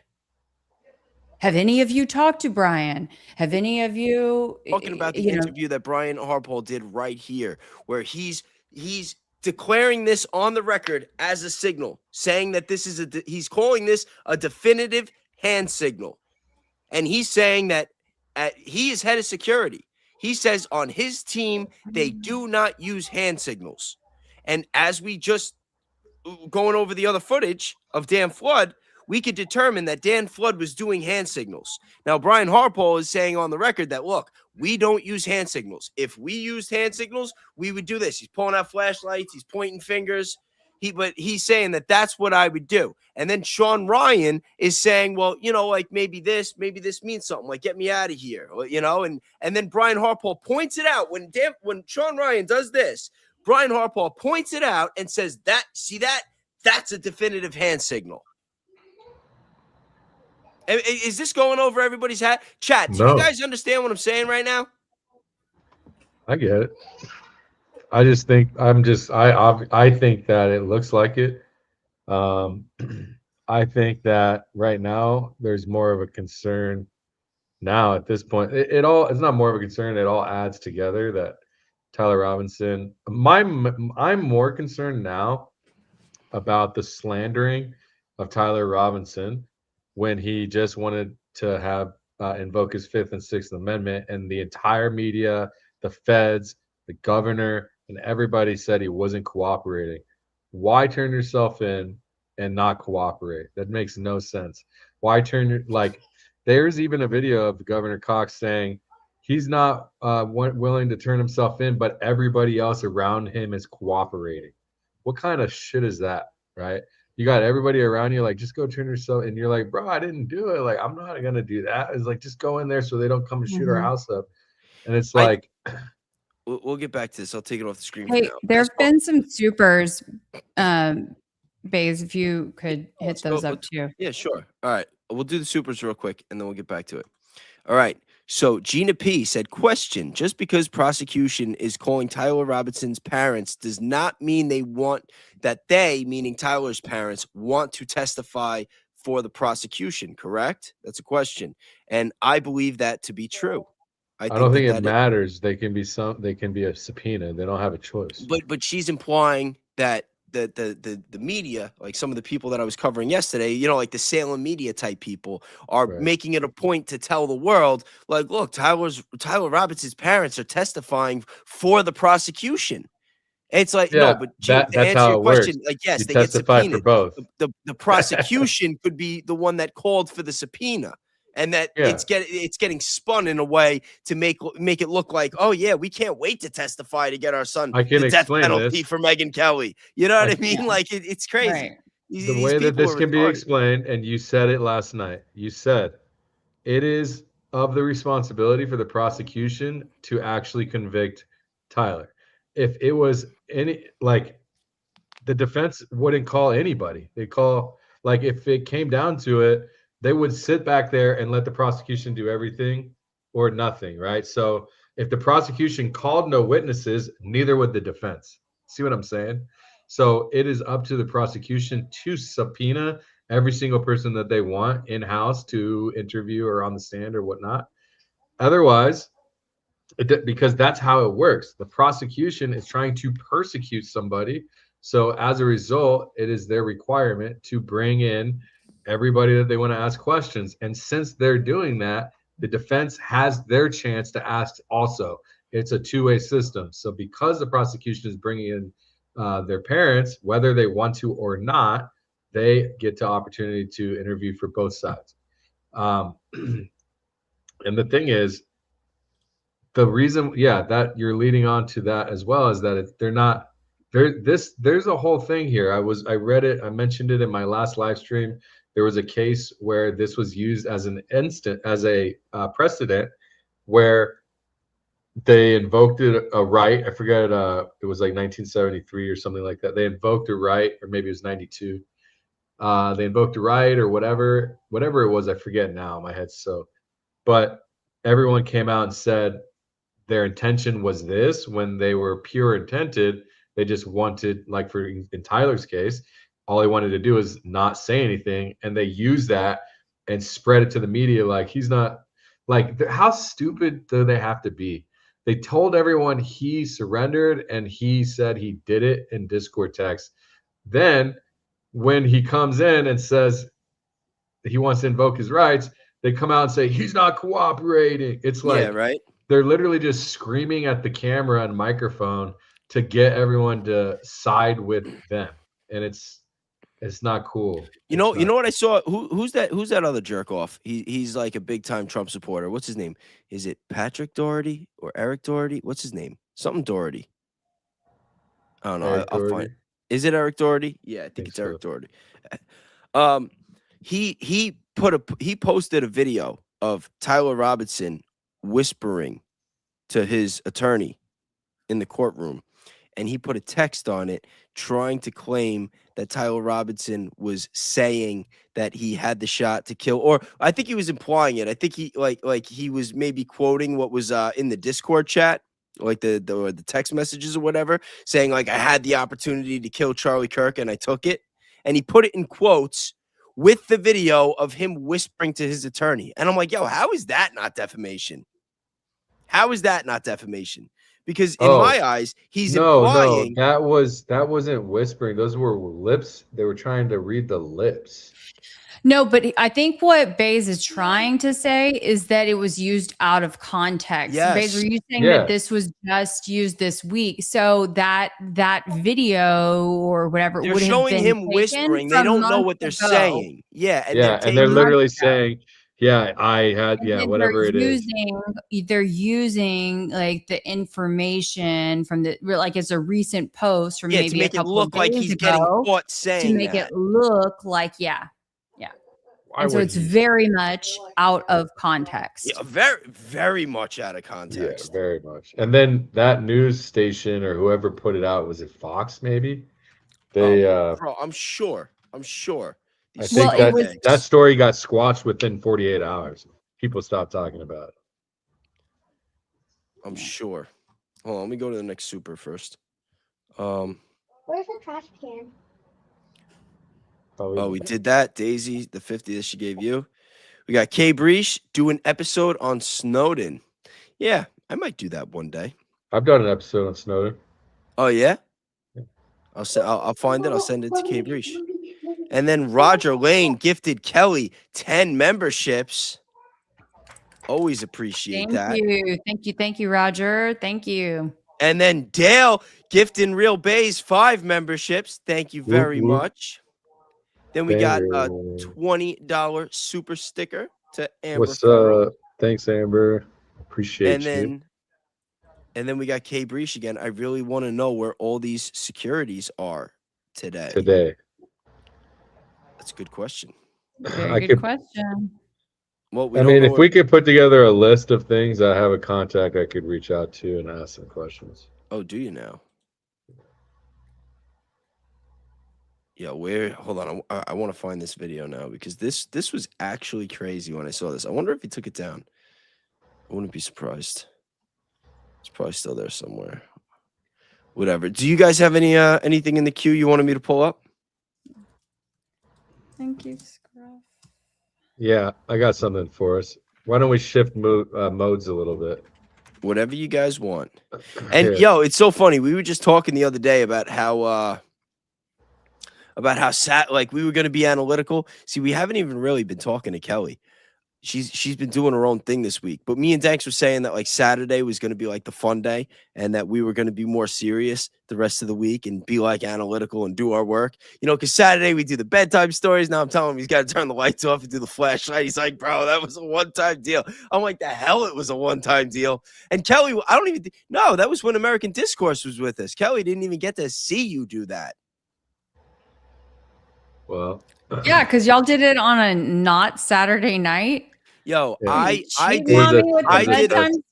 did a 2-hour Wednesday show, and then I pulled American Discourse to the stage for what I thought was going to be a little while, and we ended up doing another 2 hours.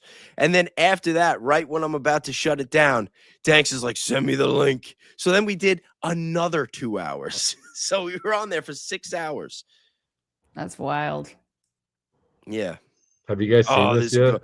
I didn't. I've been meaning to. So good. That was really him with Alex Jones, right? Yeah. He That's was sick. on and he went on InfoWars with Alex Jones, sit down and did a show with him. Yeah. Man, I'm excited. Elizabeth Lane's been texting me while we were here. That's why I was distracted. But yeah, next week, man. So make sure you come and check us out. We're going to be doing a weekly show. We'll be bringing on special guests. So next week, so me, Elizabeth, Jesse, and here I'll show you Eric. Let me see. Love you too, baby. Oh, cute.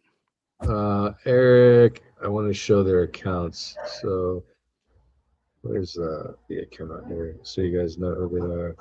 Where is it? Where's that post? Oh, here it is. So Ethan Levins, I kept calling him Eric. Ethan Levins. And then if you don't know Elizabeth Lane, that's, oh shit, sorry. Here, let me bring it over here. Elizabeth Lane. And then Ethan Levins is this dude right here. I don't know if you guys have seen him before.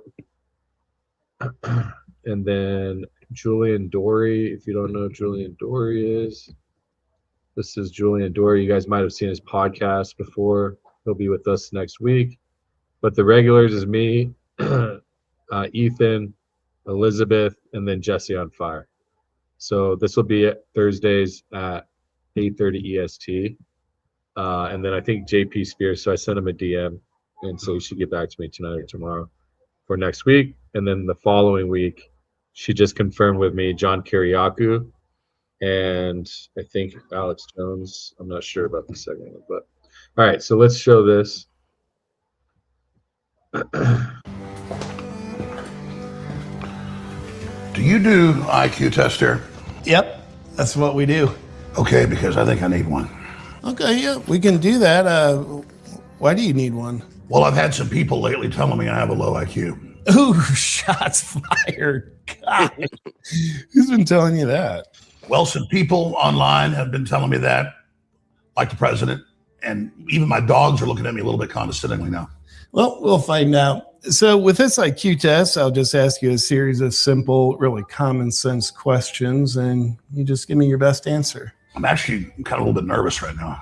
Oh, yeah, you should be, because if you turn out to be what some would call a low IQ nut job, then you're pretty much a lost cause. Well, that doesn't sound good. All right, first question. Which word doesn't belong?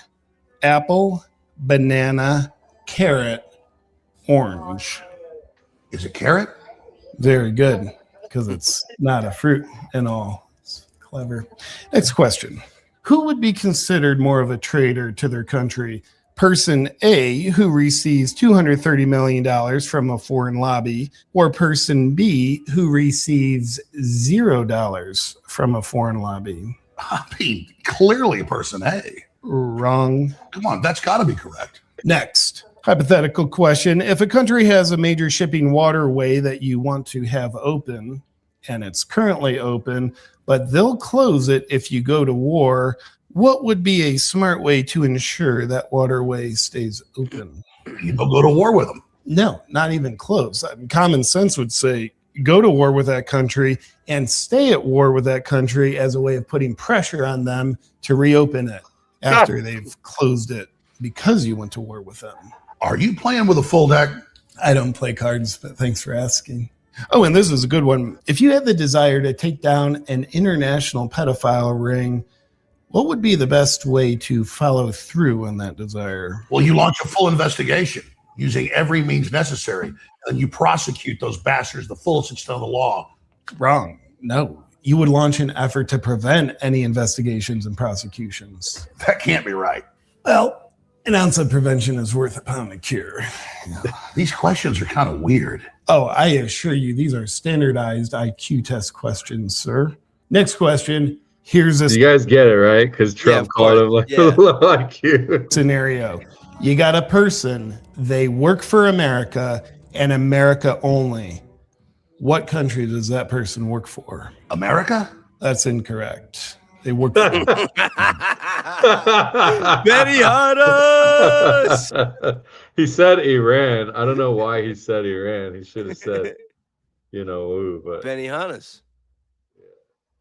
Next question. Who's more beautiful as a woman? France's First Lady, or maybe man, or Candace Owens? Candace Owens? No. Have you seen France's First Lady? I would totally do her. If she had an OnlyFans, I would subscribe. Any reasonable man would. Okay, how would... I thought he was going to say I would totally do her if she had a vagina. Oh, that'd be a good one, bro. That'd be good. Would you describe what America First means? Putting America's interests first above any other foreign nation. No, you're actually describing anti-Semitism. That got me the best. That was I texted him and I was like, bro, that is the line right there. That was hilarious, bro. I can't even believe that is so funny, bro. If she had an OnlyFans, America's interest. Man would. Okay, how would you describe what America First means? Putting America's interests first above any other foreign nation. No, you're actually describing anti-Semitism. Yuck. Okay, last question. Yuck. He said yuck. What year did we first land on the moon? We've never been to the moon. No, we've been to the moon. We go all the time. Well, your test is complete. I've never seen a score like this before. What'd I get? You got an IQ of 65. Is that high? No, that's a very low IQ. My life is literally ruined. He was right.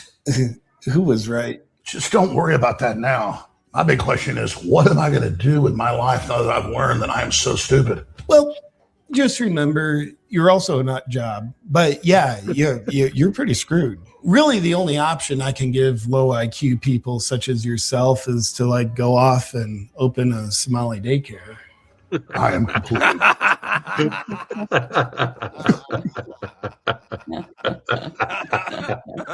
Open a Somali daycare, bro. Oh my god. Or you can start making pro-Trump posts and make $7K a pop. Yeah, bro, that's hilarious, dude. The guy is he's doing great work. I have a couple of bookmarks here. This one right here, I told you about this, right? So Tim Pool, he comes out and he says, after reading all the replies to my tweets, I have come to realize that I have been wrong about everything. Trump is demotic and a mad king. I should have seen it sooner. Israel has been controlling everything the whole time. I was blind. I apologize and hope that moving forward you will still consider reposting me on X and buying my coffee. Yo, that guy is such a loser.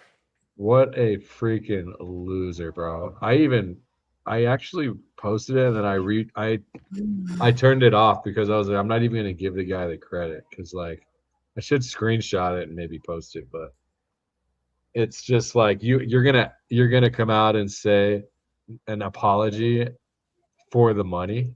You know what I mean? It's just I this cannot is with the him. delusion, you know. He's so gross. He's so ridiculous, bro. Look at this freaking kid, bro. Yo, He hasn't taken a new picture since listen, 1989. You want to see my favorite Tim Pool video? Let's see it. Guys, chat. How many hip hop heads do we have in the chat? We got any like real hip hop heads, like underground hip hop heads? Yeah, of course. Yeah. I mean, depends on how underground you're going. I am from Houston. The man, you know how we the man is a roll. legend. The man is a legend. R.A. the Rugged Man. Shout out to him. It's actually funny because I actually met him in the streets once in Manhattan back in like 2005, and I had no idea who he was. And I was actually rapping. Like I was like out and about, like doing my thing with mixtapes and stuff. And this guy, he came up to me, like telling me that he was producing a movie. It was going to be like a little like indie movie that he was making. And I had talked to him a couple times about doing the audition. Like we exchanged numbers and whatnot. And it wasn't until years later that like I found out who he was, that he was a rapper. But this guy, a couple years back, was on the Tim Dillon show. Not Tim Dillon. What's his name? Tim Pool, the little guy. And yo, this is just too good. This is too good. I want to explain something in a little more detail that we were talking about in the show that I think did get fleshed out enough.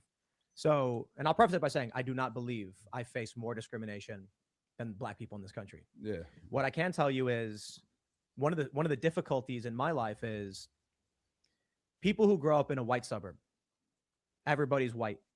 I go there, I'm not white. I don't believe that. Well, so you're wrong, but let me I explain. don't believe that. I think somebody might. You just said on the last show that like some people mistake you for Mexican. That was your biggest. I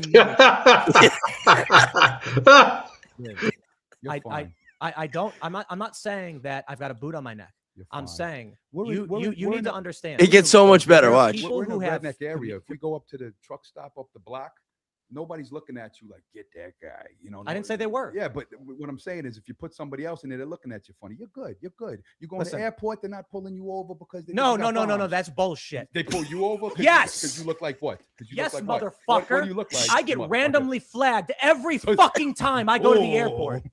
See, you're. What reason? The fuck if I know. Because you look like what? Fuck if I know, dude. You really heard. I got because I get fucking every single time I go. And Tim Pool is like trying to like act like he gets discriminated against. Like that's the point of this. He's trying and R.A. the Rugged Man is telling him like, yo, like, you know, like whatever your heritage is, like, you know, you look like a white boy. Like you're good. Like, don't worry. Like they're not like gonna come at you like they would a minority. And he's like trying to act like a tough guy. Like, yeah, motherfucker, I go to the airport, and he's like getting laughed at right now. But keep watching. You guys never saw this? No, but maybe people just avoid him because he's just negative energy. Watch this. And this is one of the many reasons why R.A. the legend, the Rugged Man is a legend. And you are a racist dude who says I couldn't possibly understand every fucking time I go to the airport. I'm randomly screened. Yeah. I think it's the every time. Every time. Every time. I go to the UK, they put 4 S's. What are you screaming for? I'm screaming because what? When you're hurt that you're a white boy? I'm hurt because you're a racist you and you have this arrogance and elitism that you know better than everybody, that you're the white savior, that you got to be in the struggle for the poor brown people. No, and I then didn't say every that. I didn't say fucking that. time. When No, I bro, watch your no, show, listen to what I have to say. When I say something like, when I'm being polite, when I'm being polite to you, when I'm being polite to you, when I'm being polite to you, and then I say, I deal with this problem, and then you laugh at me, dude. Yeah, I laugh sometimes. You're a racist. No, it's not racist. Yes, it it is. is, We're talking dude. about systematic racism in America. And then you go, my struggle is this, to discredit the struggle of the black man and the black woman. I literally just said they have it worse than I do. I literally just said they have it worse than I do. That was the facade. You're just that bro. was the facade to not take away Facade? From the yes, it was like admitting out. And keep in mind, this was 4 years ago. And like, who is he doing shows and stuff now with? Fucking Steven Crowder. Like, just saying.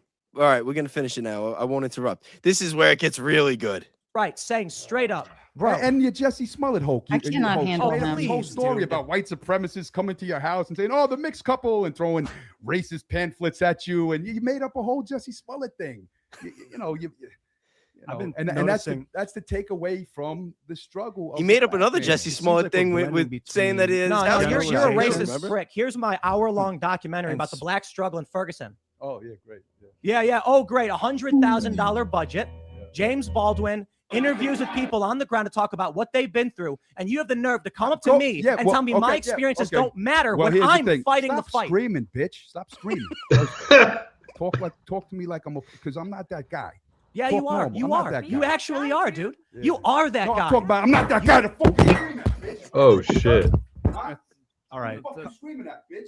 Let's calm down. Man. You think you can? I'm not that guy. You don't disrespect me, bitch. What did you do to me? Did you disrespect me? Nah, you started raising Did your you? voice to me Tim's not yelling anymore. Did you laugh? He at me? looks scared. He is. Did you disrespect me? I was nice to you, bro. I was being nice. I was nice to you, bro. I was being nice. You raised your voice to me. You raised your Bro, voice to me I said first. I respected you. I appreciated you. Raising your voice. I stopped when you told me to. You said talk. Yo, I got voice, no I lowered respect my for Tim voice. Pool. This guy's a fucking loser. I told you I respected you coming. It was a good show. I said I respected you willing to admit when you got things wrong. Bro, I have put so much of my life. Sounds like he's gonna cry. This. Listen. I watch your video. You see this thing's wrong, bro. I have put so much of my life into this. Look at this. I watch your videos. I already watched your video. No, I see your videos. You don't. No, You I see your video. Yeah, you're gonna say, look, this is the non-racist thing. But meanwhile, you have videos promoting Derek Chauvin and acting like he was in the right. You have videos of that. You have videos of the other guy. You have videos of the other. You have videos of the other guy. Two guys. Armory. And you go, guys. oh, but they grabbed the pistol, defending them, killing a black man in the streets, and he ran for them and giving excuses.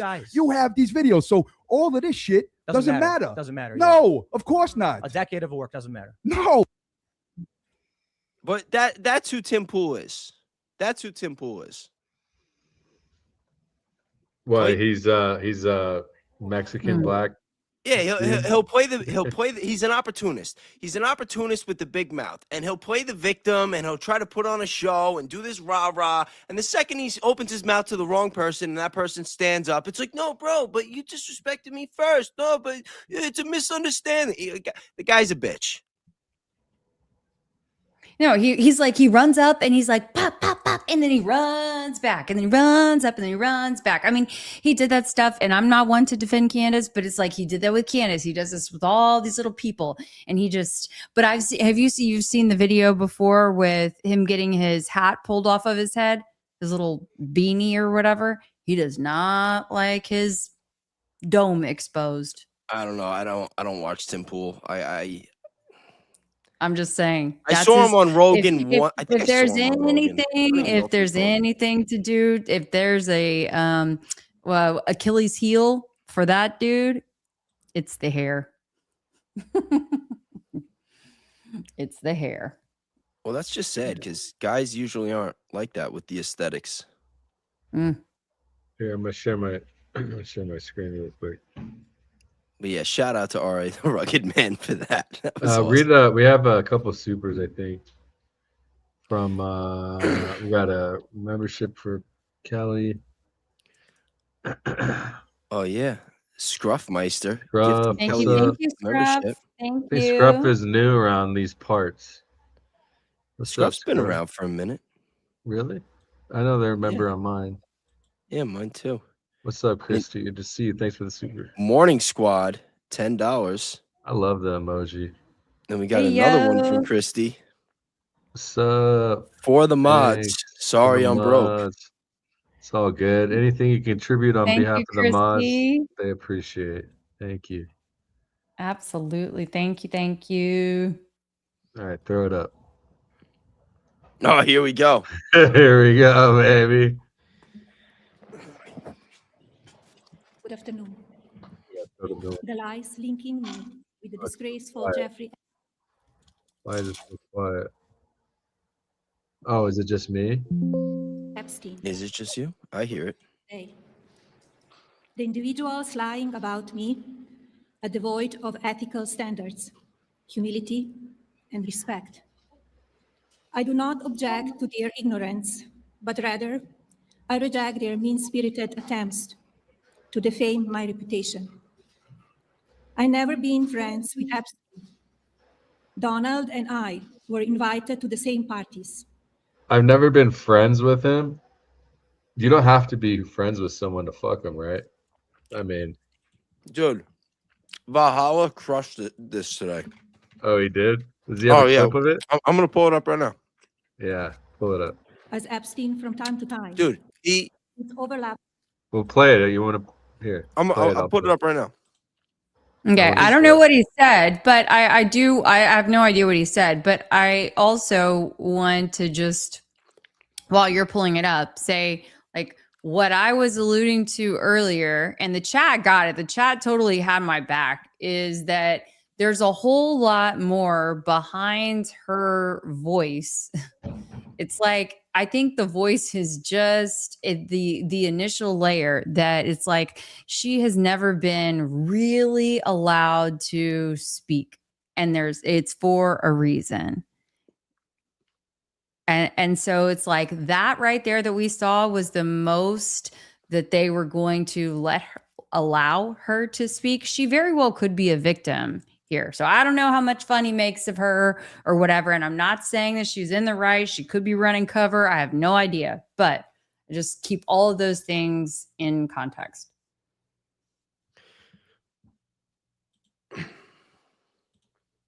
Thank you.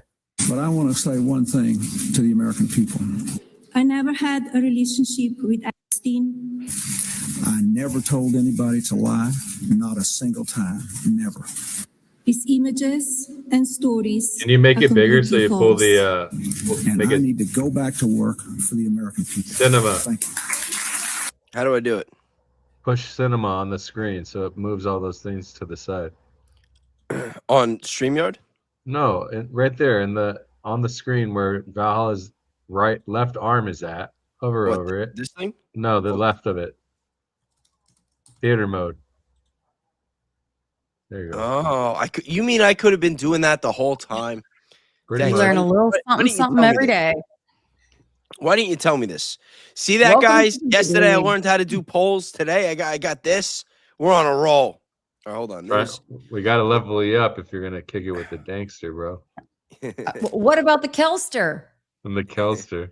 He actually breaks down Hey, the Ray story in the of house. what happened. Also not telling her husband that she's going to do it, mind you. Yes, Donald Trump furious about this from what we're hearing. And she just randomly brings up the fact that she never had a relationship with Big E or Maxwell, and that she is calling for the victims to be able to testify publicly. And again, everybody was going, why would you do this? Well, again, now we know. All right, let's start at the beginning. Now, this is Amanda Ungaro, one of Melania Trump's best friends for over 20 years. She met Melania when she was 18 years old. And this is what she just said on Twitter 2 days ago. Now, Amanda had this to say to Melania and Trump. And keep in mind, this was a day before Melania decided to do that unprompted press conference. She says, "We'll take legal action against you and your pedophile husband." Whoa, uh-oh. I've known you for 20 years. You knew I was detained in ICE. Yeah, we're going to get to that story here in a second. Who said that? You were present in my life every year on my son's birthday, even sending Secret Service and being the first to congratulate him back in. Okay, so this that? woman, okay, so this is a woman named Amanda Ungaro. She was allegedly Melania Trump's best friend for 20 years. And Amanda's husband was a mutual friend of Donald Trump and J.E. And now apparently this Amanda woman and her husband got divorced. And then her husband called Trump and had Trump use ICE to deport her, allegedly. Holy shit. And then they went and they took the kid and brought the kid back to America, or kept the kid in America, so that they didn't just deport her, but they took her kid away from her. And then when she got out, now she's in Brazil and she's saying that she's going to blow the whistle, and that, yeah, Melania Trump is not clean, and that she's known about all this shit. And Kelly, like, I understand what you're saying, like, oh, she could be a victim, but you know what? Honestly, fuck Melania Trump and fuck anybody else who has known anything and has not spoken up. I'll tell you what, you have no idea You have no idea, Baze. I'm going to push back on you real hard on that one. You have no idea the pressure that someone could potentially be under. Okay. No, I don't want to hear it. I don't care. Anybody that is known. Listen, she came to the country in 1996. Okay, she's known Trump since 1998. She's known about this stuff for a long time. They all knew about this stuff for a long time. So it's you know that definitively. You know that definitively about her. Do you? You want to talk about? Do you want to talk about libel? No, I'm not the one. I'm not the one alleging that she does. I'm saying anybody that's been in that circle, that's been in that sphere, they know more than they're telling. I'm not saying that Melania Trump knows everything, but for her to come out now, and have this, listen, she didn't make this press conference because she cares about the victims. Okay. She used the victims to try to show face because she knew this was coming out. So, there's no defending Melania Trump with this. There's no, oh, she's a victim. I'm not letting her play the victim. If that comes out, then I'll apologize later. But for now, fuck her, because she's using the victims to try to save face now, because she knows that whatever this woman is going to say is going to make her look really bad. Ask the chat. We'll do a poll.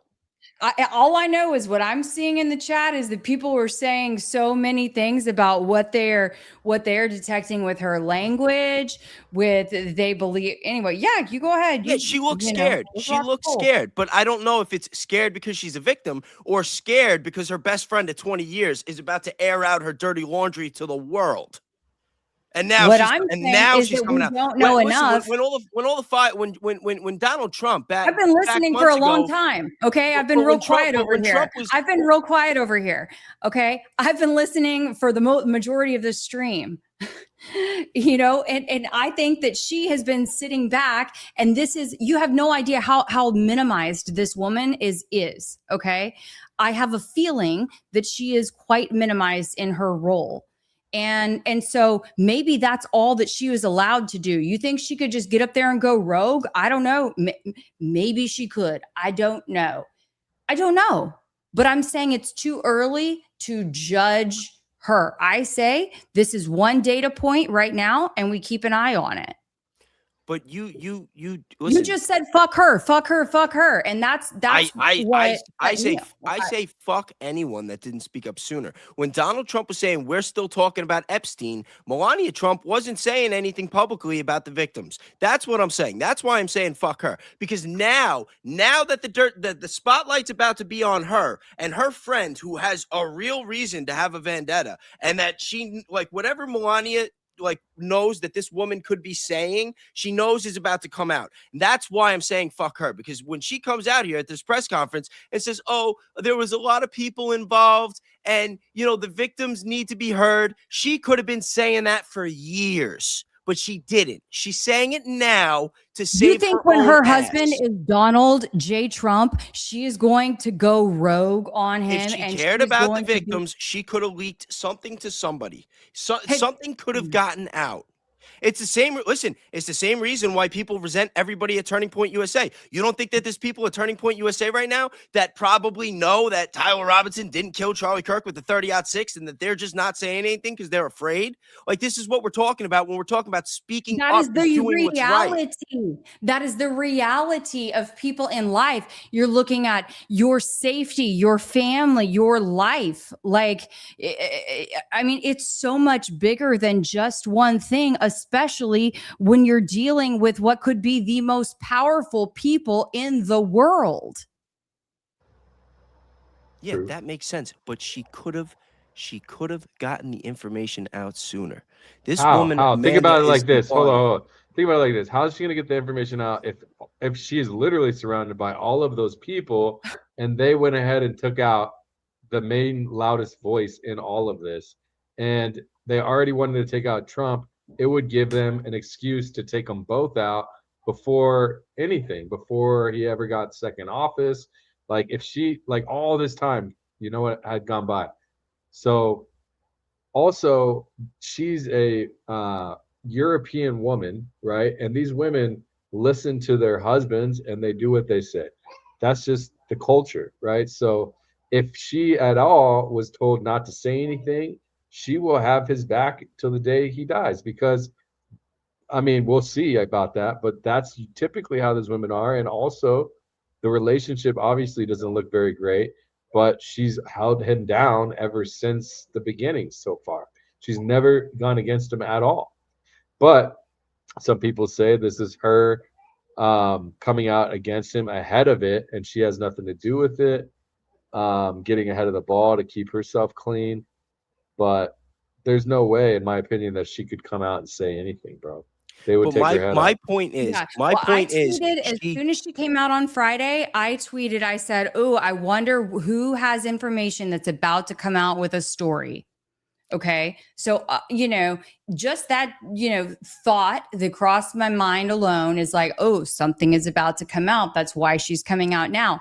But imagine, if you can, imagine being that one person, okay, and knowing potentially, right, all of these things, and also the potential consequences. How, like, what would potentially her level of protection be? There is no guaranteed level of protection when all of those forces would love to take you out and silence you. That's all. And I'm saying, I don't know that. I'm just saying it's too early to judge the woman and say, F you. That's all. Play the clip. In 2016, something was clearly wrong, but I am not part of any evil mission involving children. So what did you do, Melania? You tried to involve me, but you failed because I have character. Do you know what I think about you after 20 years? And then she says, again, all of these are replying directly to Melania Trump's account.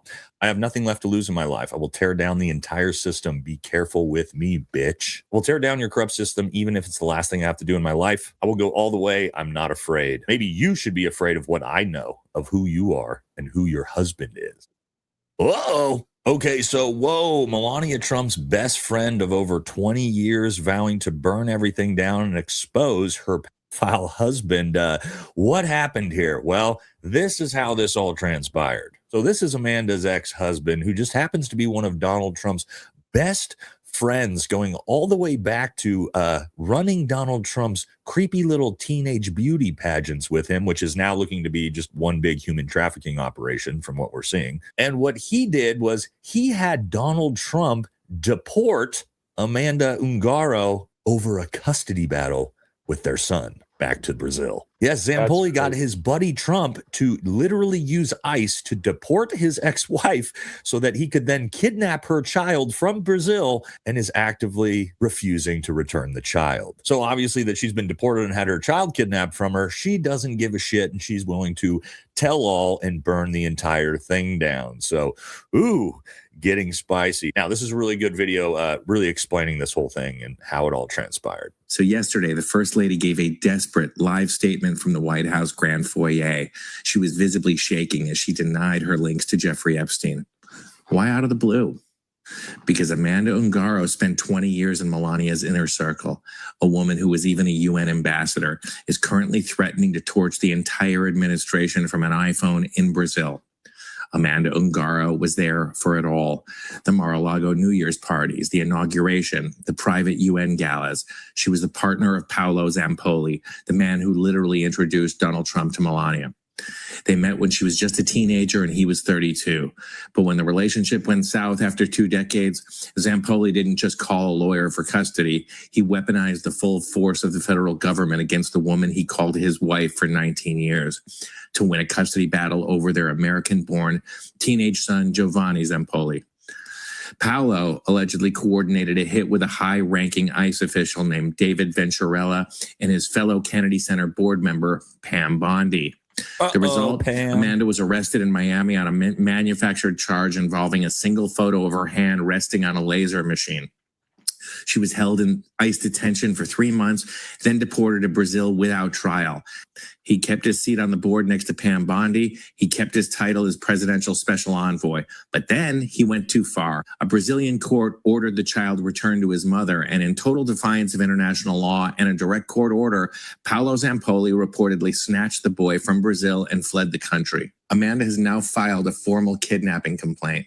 She has nothing left to lose. So now we're starting to make a little bit more sense for why this bizarre press conference from Melania panicked came out of nowhere. And when we actually look at the timeline here, it's going to start to make a whole lot more sense that Melania, yeah, definitely knew Big E a lot better than she's claiming. All right, real quick, guys, we got to talk about our partners over at Barbell.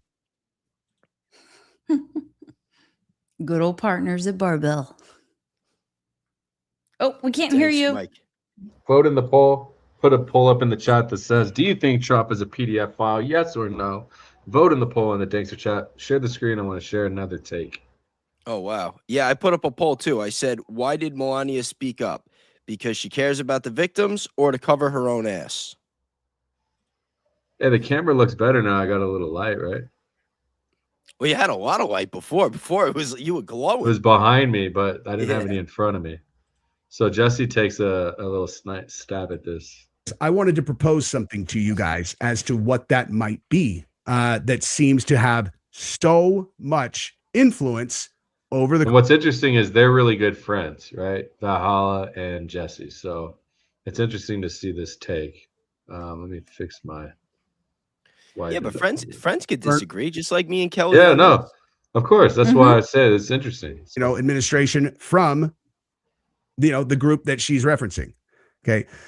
Now, first of all, do you know who else is a beautiful woman? Is Melania Trump. Congratulations, Mr. President. Congratulations, Melania Trump. You are a beautiful woman, and I mean that in the most respectful possible way. Also, Brigitte Macron definitely has a P. This is what I was going to say, though. Okay.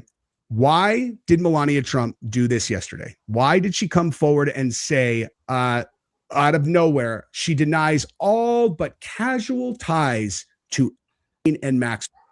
Weird timing, right? All of a sudden, she's coming out and doing this thing, you know, bringing attention back to the files. And I'm like, this is so weird. Why? Like, how bad do things have to be for her to be bringing attention back to the files? And that's when it hit me. I'm like, I wonder if what the leverage that they have is something about her, right? Because she knew Epstein, right? Like, right? Like, everybody knows, like, she knew him. And the rumors around the campfire were that prior to her being with the president, okay? And so what if the first lady is in some kind of extraordinarily compromising situation, and they have been holding that over his head. And then him telling her to go out and do this presser, that's him being like, I don't care. Go ahead, play your card. Maybe. You know what I mean? Because the reason why I always knew that they would never release the files is because the second that whatever they have is public, it has. Smash that like, hit the subscribe button. It'll help us out a lot. I'm recently getting off of being banned from live streaming, so help push this out there, please. No value anymore. So that might be him being like, your leverage is not leverage anymore. Here you go. Go ahead. Hey, go ahead. Go give him the press conference. Like, just say, hey, bring it up, put it right in their face. Maybe. Okay. I'm not saying for sure, but possible. Also possible that you could drastically help my cause if you could very quickly hit subscribe if you haven't yet, or if you think about like how. So yeah, I mean, He's so slick with that. He always comes up with. So the algorithm is changing, right? So he used to do this in the beginning.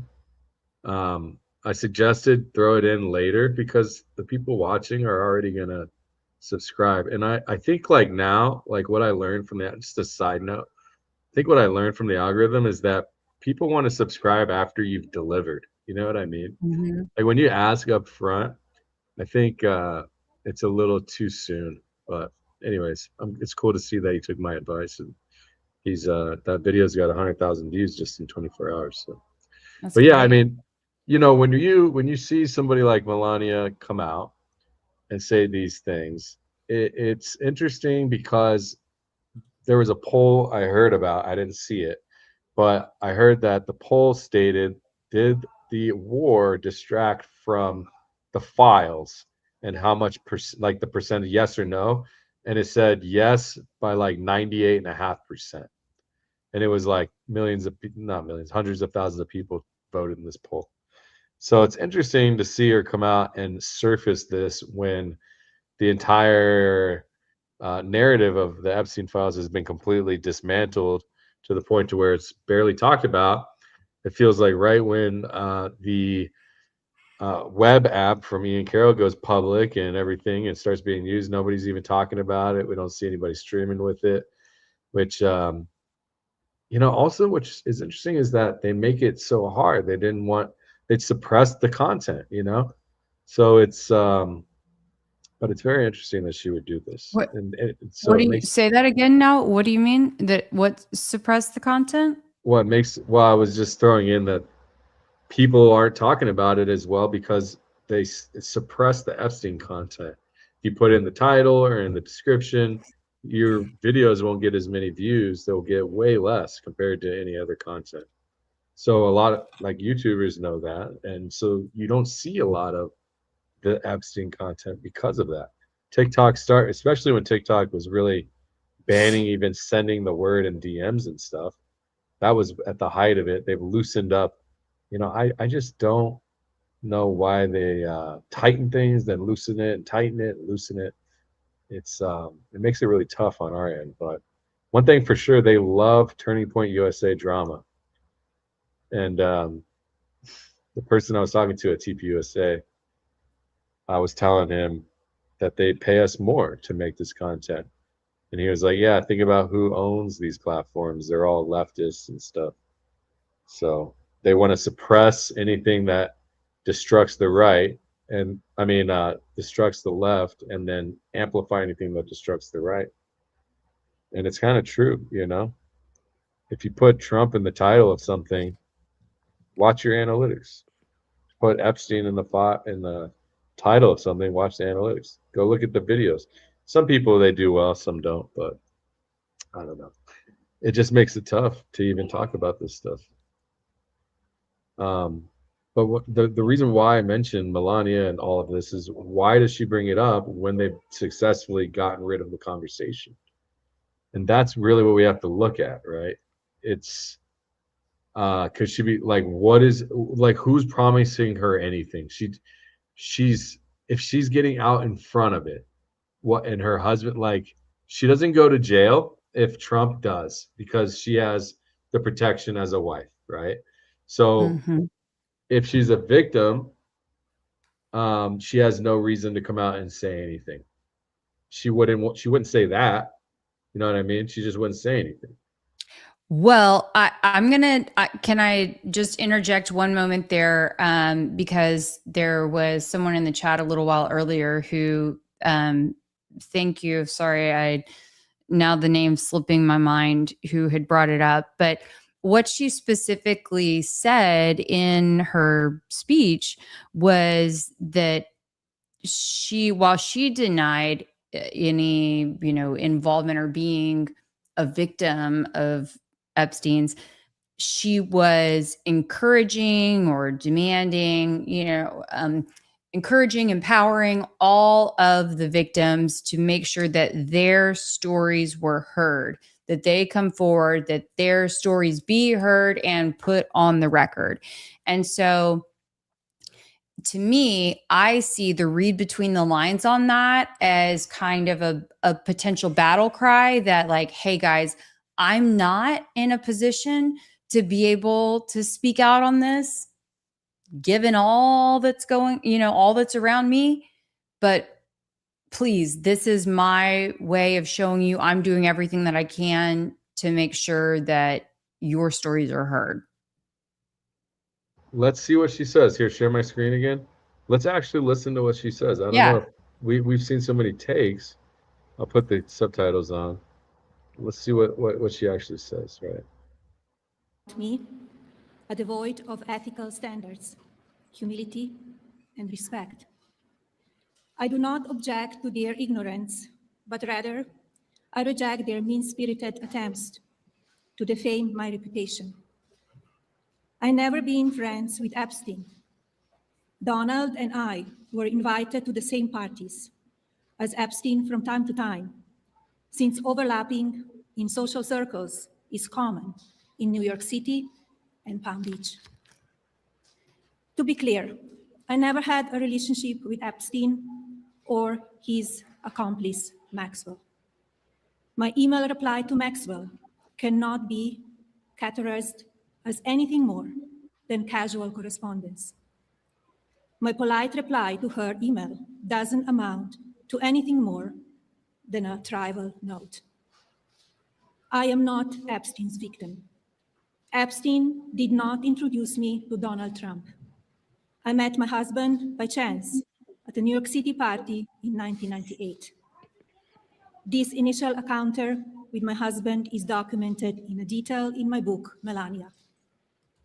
The first time I crossed paths with Epstein was in the year 2000 at an event Donald and I attended together. At the time, I had never met Epstein and had no knowledge of his criminal undertakings. Numerous fake images and statements about Epstein and me have been circulating on social media for years now. Be cautious about what you believe. These images and stories are completely false. I'm not a witness or a named witness in connection with any of Epstein's crimes. My name has never appeared in court documents, depositions, victim statements, or FBI in interviews surrounding the Epstein matter. I have never had any knowledge of Epstein abuse of his victims. I was never involved in any capacity. I was not a participant, was never on Epstein's plane, and never visited his private island. I have never been legally accused or convinced of a crime in connection with Epstein's sex trafficking, abuse of minors, and other repulsive behavior. The false smears about me from mean-spirited and politically motivated individuals and entities looking to cause damage to my good name, to gain financially and climb politically, must stop. My attorneys and I have fought these unfounded and baseless lies with success and will continue to maintain my sound reputation without hesitation. To date, several individuals and companies have been legally obligated to publicly apologize and retract their lies about me, such as Daily Beast, James Carville, and HarperCollins, UK. Now is the time for Congress to act. Epstein was not alone. Several prominent male executives resigned from their powerful positions after this matter became widely politicized.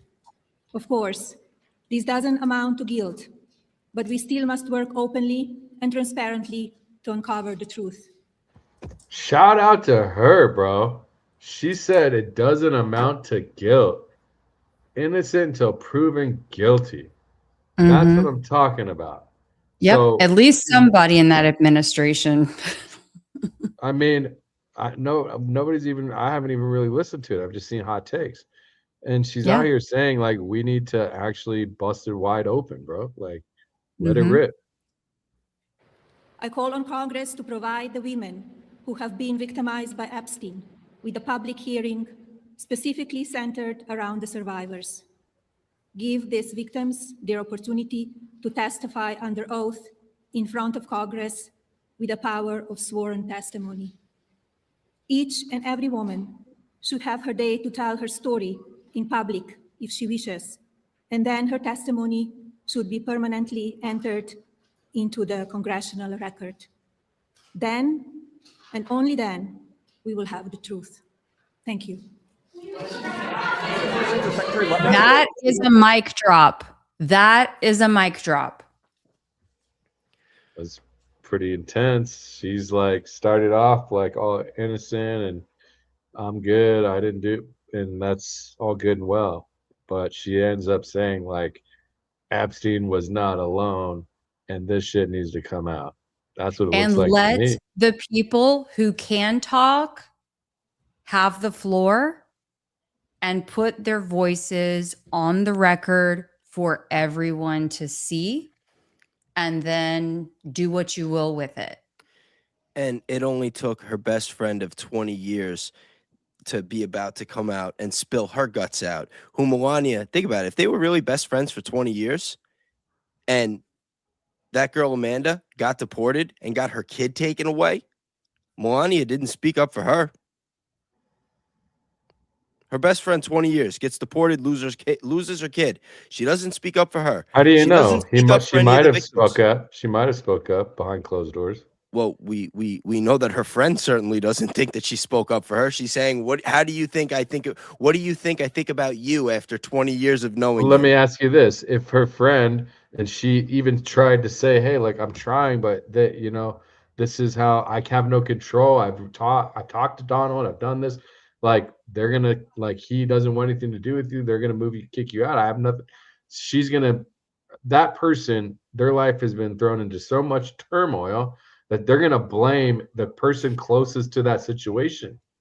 Listen, whether or not she tried or not. You see what I'm saying? I have been studying this Epstein case extensively for a long time before I even started my platform. Okay? And Kelly, you know I love you. We're good friends. Like, if I got a little out for it, it's not directed at you. You know what I mean? Like, you know, we'll talk about that later, whatever. But when I hear you refer to Melania saying, hey, she might be a victim, it's like, yo, like, did you study the files? Like, you know what happened to the real victims, the young kids? Like, did you listen to the Skippy video? I know that was a different thing that wasn't Epstein, but it's all relevant here. Did you see the chair that was on Epstein Island? The kid's dentist chair? What do you think that was for? What do you think the 300? So you have evidence that Melania was there? I did not say that at all. When you say that the 330 gallons of sulfuric acid, like, no, what I'm saying is you said, hey, Melania might be a victim. And I think that does a real disservice and disjustice to the real victims, to the children that were trafficked, that were raped, that were killed. Like, those are the victims. Okay. Melania Trump is the first lady. She's lived a life of luxury, married to a billionaire. She's married to the president. So when you referred to her as a victim, she might be a victim. I mean, it kind of sounded like Tim Pool. Like, when Tim Pool tries to say that he's a victim, like, he goes to the airport, he gets checked. Like, that's my pattern recognition kicking in. Like, Melania Trump is about as much of a victim as Tim Pool is at the airport. And listen, maybe I'm wrong. Maybe there's more to it. And if there is, I'll tell you guys all that you're right.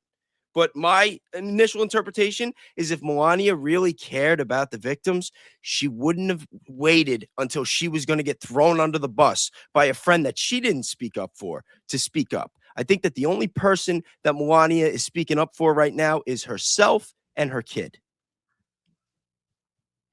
And I'm not saying Melania is a bad person. I hope to God that you or anyone that you know are never victimized in the way that people like myself and others that I know have been victimized before, okay? Yeah, it's not easy for people that have been in that situation. We can, you know. No, listen, I understand. I understand. You don't. It's keeping you from being objective here. It's a different. I think it's better. She has a more accurate view of the situation. I have awards all over my office because of the work that I have done. I've interviewed hundreds of sexual assault victims, okay? And human trafficking survivors. How many have you interviewed? No, listen, you're right. No, answer my question. No, listen, you're right. I'm not arguing with you. Answer my question. How many have you interviewed? No, How many have you actually spoken to? I'm new to that. I mean, listen, I've spoken to victims and people that have been abused, like, it's, you know, of sexual assault or human trafficking. Yes. Like how many? Yes. Like how many? Off the top of my I'm not in a contest with you. Like, you did this for a living. I'm not trying to compare resumes. Right. So then I'm saying I know. I'm just saying I know. I'm not disregarding. You're taking it the wrong way. I allowed you to speak. Please allow me to speak. Okay. Of course. I have a very important perspective on this, and I see what I see based on my experience. And so I would really appreciate you not disregarding what I have to say when I see what I see and I hear what I hear and I read between the lines what I say, and I say it is too early to say, F you, Melania. That is all. You're right. I believe you. I'm sorry.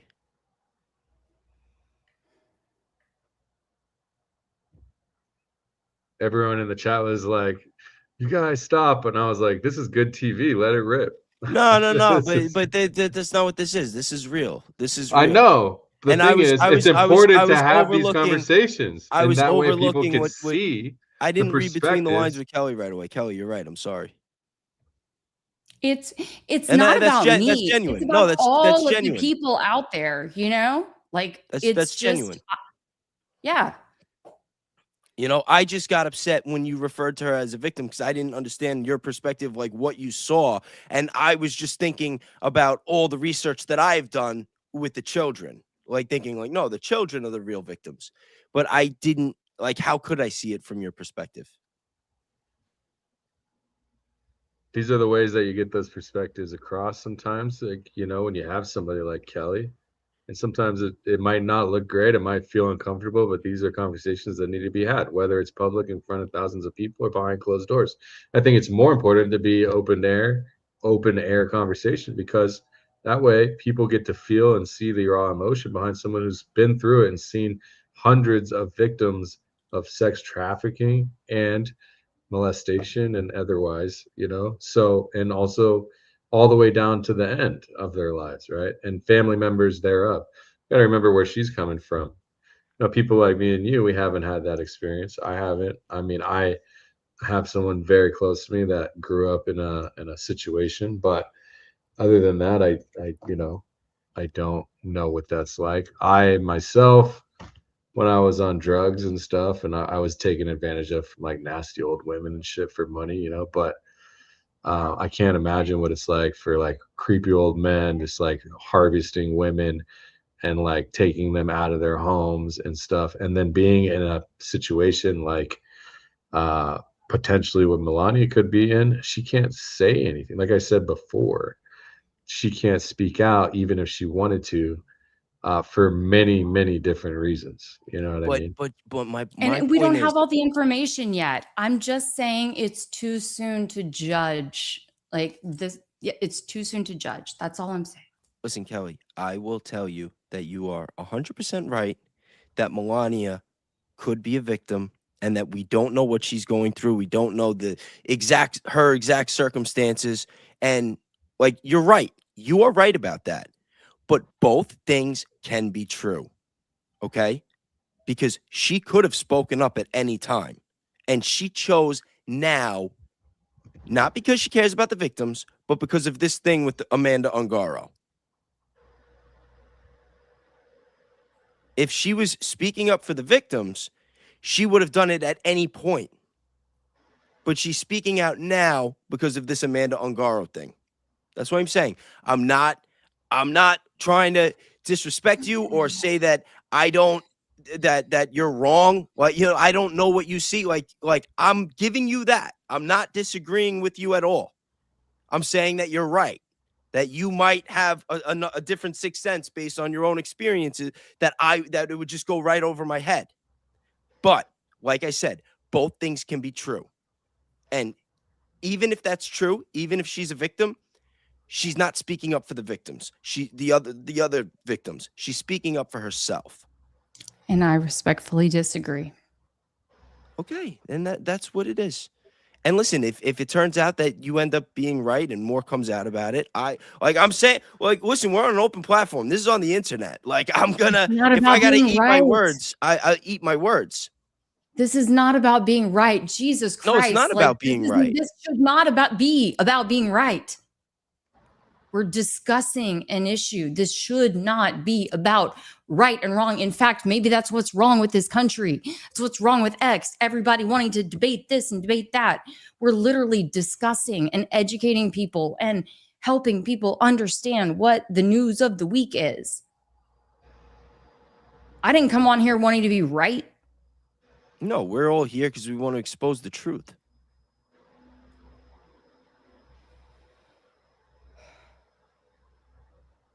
We're just seeing different. We're just seeing it through different lenses right now.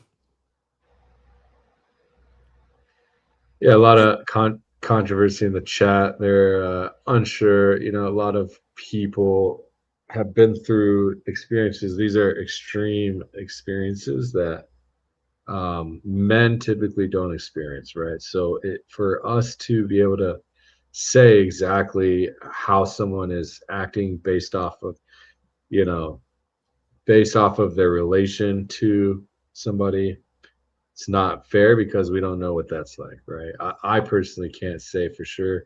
All I said and all I can say is that it looked to me like she was holding up more of an American stance than I've seen anybody else on national television at all in the last 12 months. She said out of her own mouth, there are victims, there are men that have committed atrocities that need to be held accountable, but that doesn't make them guilty yet. And that was one of the best things I've heard in a long time, personally. Exactly. And I'm not taking sides. I'm just saying. Yeah. And what do we hear from Bondi? Oh, we need to be talking about the Dow at 50,000. Yeah. Well, Bondi is just, she's not even worth talking about because she's actually part of destroying our if we're country. talking about another female, right? That's what we heard. So yeah, at least Melania is saying, you're right. Yeah. Let's put it out there, get it on the record. Victims, come forward. Well, tell your tale if you wish, and do with it what you will, Congress. The attorney that's coming in the interim, he literally said, we are closing the case on the files, and that's no longer going to be. I'm going to find that clip because it's maybe this is why she said it. New AG, no more Epstein. Let me see if I can find it real quick. Todd Blanche. Yeah, Todd Blanche. Yeah, he was the one that negotiated that new deal for Maxwell. Ghislaine Maxwell got to go to I mean, there are people that believe that she might have even gotten released based on the video of the, you know, that other, right? Wasn't the video that they said was her testifying or whatever, and everyone was scanning it trying to say that it wasn't her based on the nose and the voice or whatnot. But regardless of that, she got to go into a minimal security facility and get to do yoga and whatnot. But what came out of that? Like, what came out of that testimony? Like, not a single person got arrested. Share my screen. There's a super chat if you want to read it first. Sure. There's a couple, I think. Underneath for the mods, there's a few. We got like a bunch of them. True Blue Goo, new member. Oh, yeah. Welcome, True.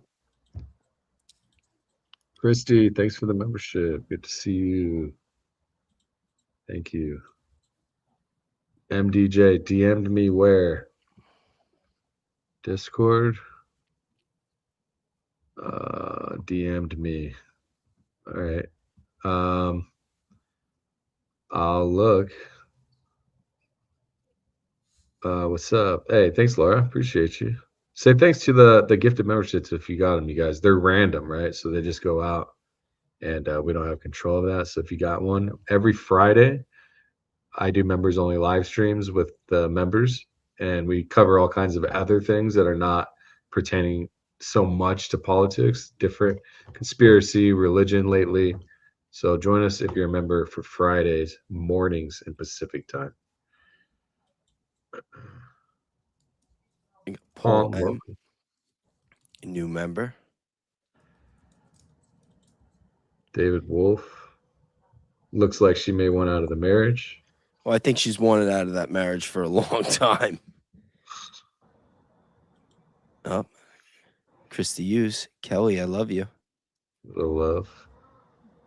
Love you too. Thank you so much. Thank you for being here. What's up, Measure Man, my guy, bro? What's up? $10, make a holler. I get what she's saying. I think he's talking about you.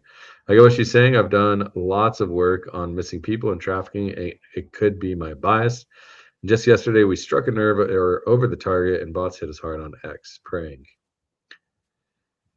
Yeah, man. I mean, people that are in that business, thanks for the super, are seeing a different side, man. You know, when I see some of these, like Ryan Matta, he covered that story of the kids and stuff. Like, that was a heartbreaking documentary, you know. And to see the methodology and the sophistication and the lack of care for just these people, it's sad, you know. So I hate that. But let's see. This is the Todd Blanche thing. Under Todd Blanche. And that's what this is all about, as Anna's about to show you. In fact, I mean, Blanche is adamant about engaging in this cover-up. Take a look. The Epstein files, you'd agree, not handled well?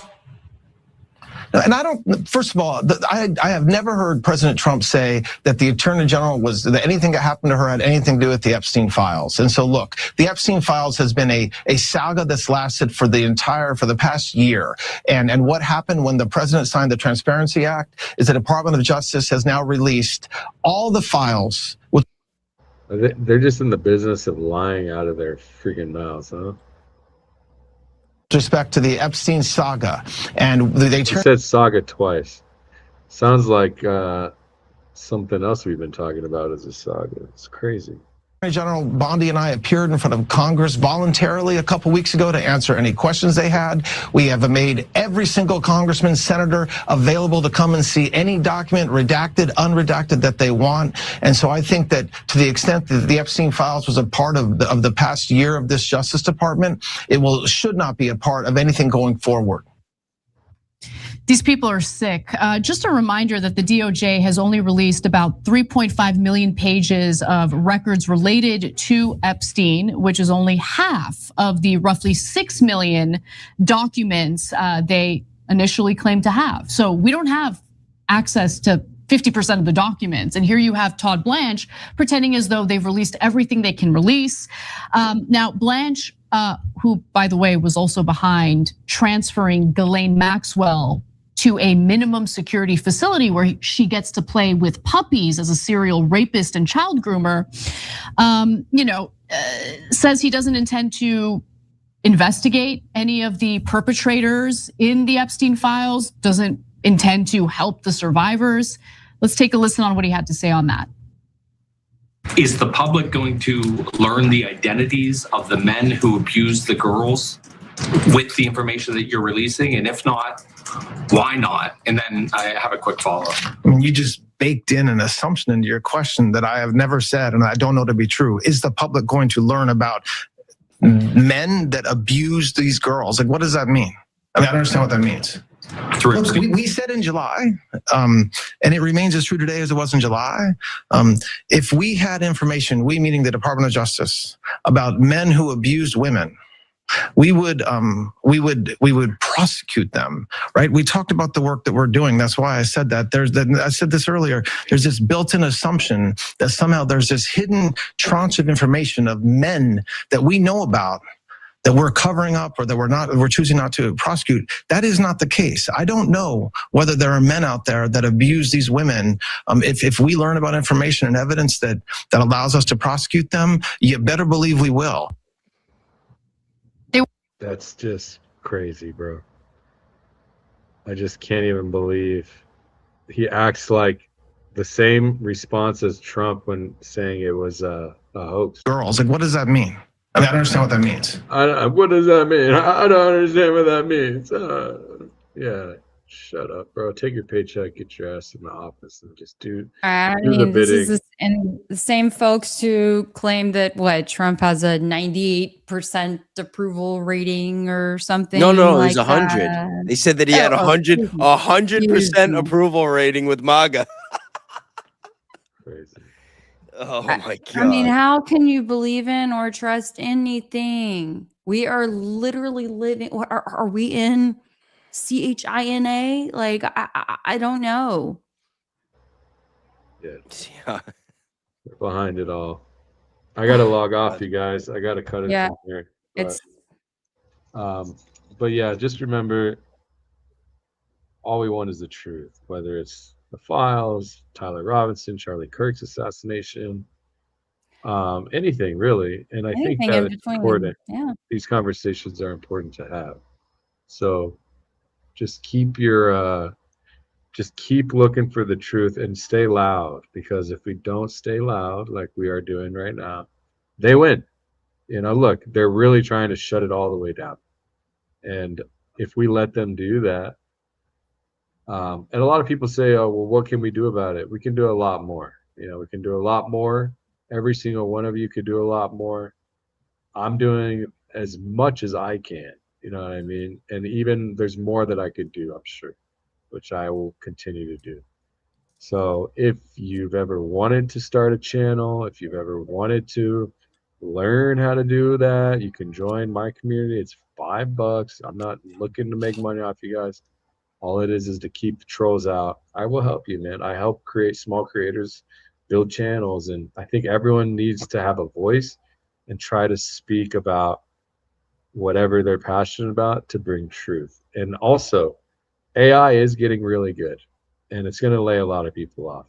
I think a channel with 1, 2, 3,000 followers is going to be worth a few $1,000 in less than 2 or 3 years, and it'll go up from there. So I would get ahead of the curve. There's a lot of people in the chat with some opinions. 0 through a super if you want to grab that. Yeah. Hey, what's up? Hey, bro, thanks for the 50 banger, dude. Dude, you don't have to do that. Man, I appreciate that, dude. Thank you. It's just 0. Mod for the squad says, can we all take 30 seconds and have Danks say a prayer to bring everyone back together and be laser focused on the mission at hand, save this republic. We can all agree on one thing. It's tough for everyone, and let's take a deep breath and let's take a deep breath and be patient. Well, I'll tell you what, we're not separated. We have these conversations. Yeah. I think it's important to note that because the heated conversations are fine. Like, we're all friends here, right? So you have to understand that for sure. But I'll say a prayer. You want me to say a prayer? Let's do it. He paid for a prayer, right? Let's go for it. Paying for prayers. Hey, I'll pray to the Lord for all of us. Don't worry. So, Father, we come before you right now, not as Republicans or Democrats, not as left or right, but as Americans who still believe that our country is worth fighting for. Lord, our minds, please clear them and strip away any noise, any distractions, any hate, fear, destruction, or resentment, and give us patience with each other.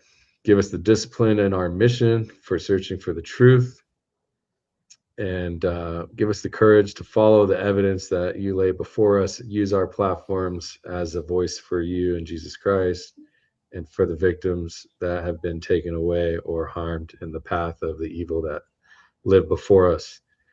Bind us together, Lord, please.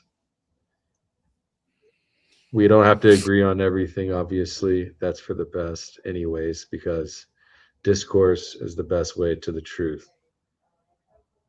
Let us not be divided today, tomorrow. Bring us together each day and stronger. Never be distracted. Keep us focused as we possibly can. And we are grateful. Believe that. Thank you, Jesus Christ, Lord, our Savior. God bless. Amen. Amen. Amen. That was beautiful. Thank you. Yeah, thanks, man. Thanks. Thank you. That was beautiful. Appreciate you guys. Amen. Love you all. Thanks for being around here. Thanks for hanging out, and stay in search of the truth. Appreciate it. Have a good night, everybody. Good night.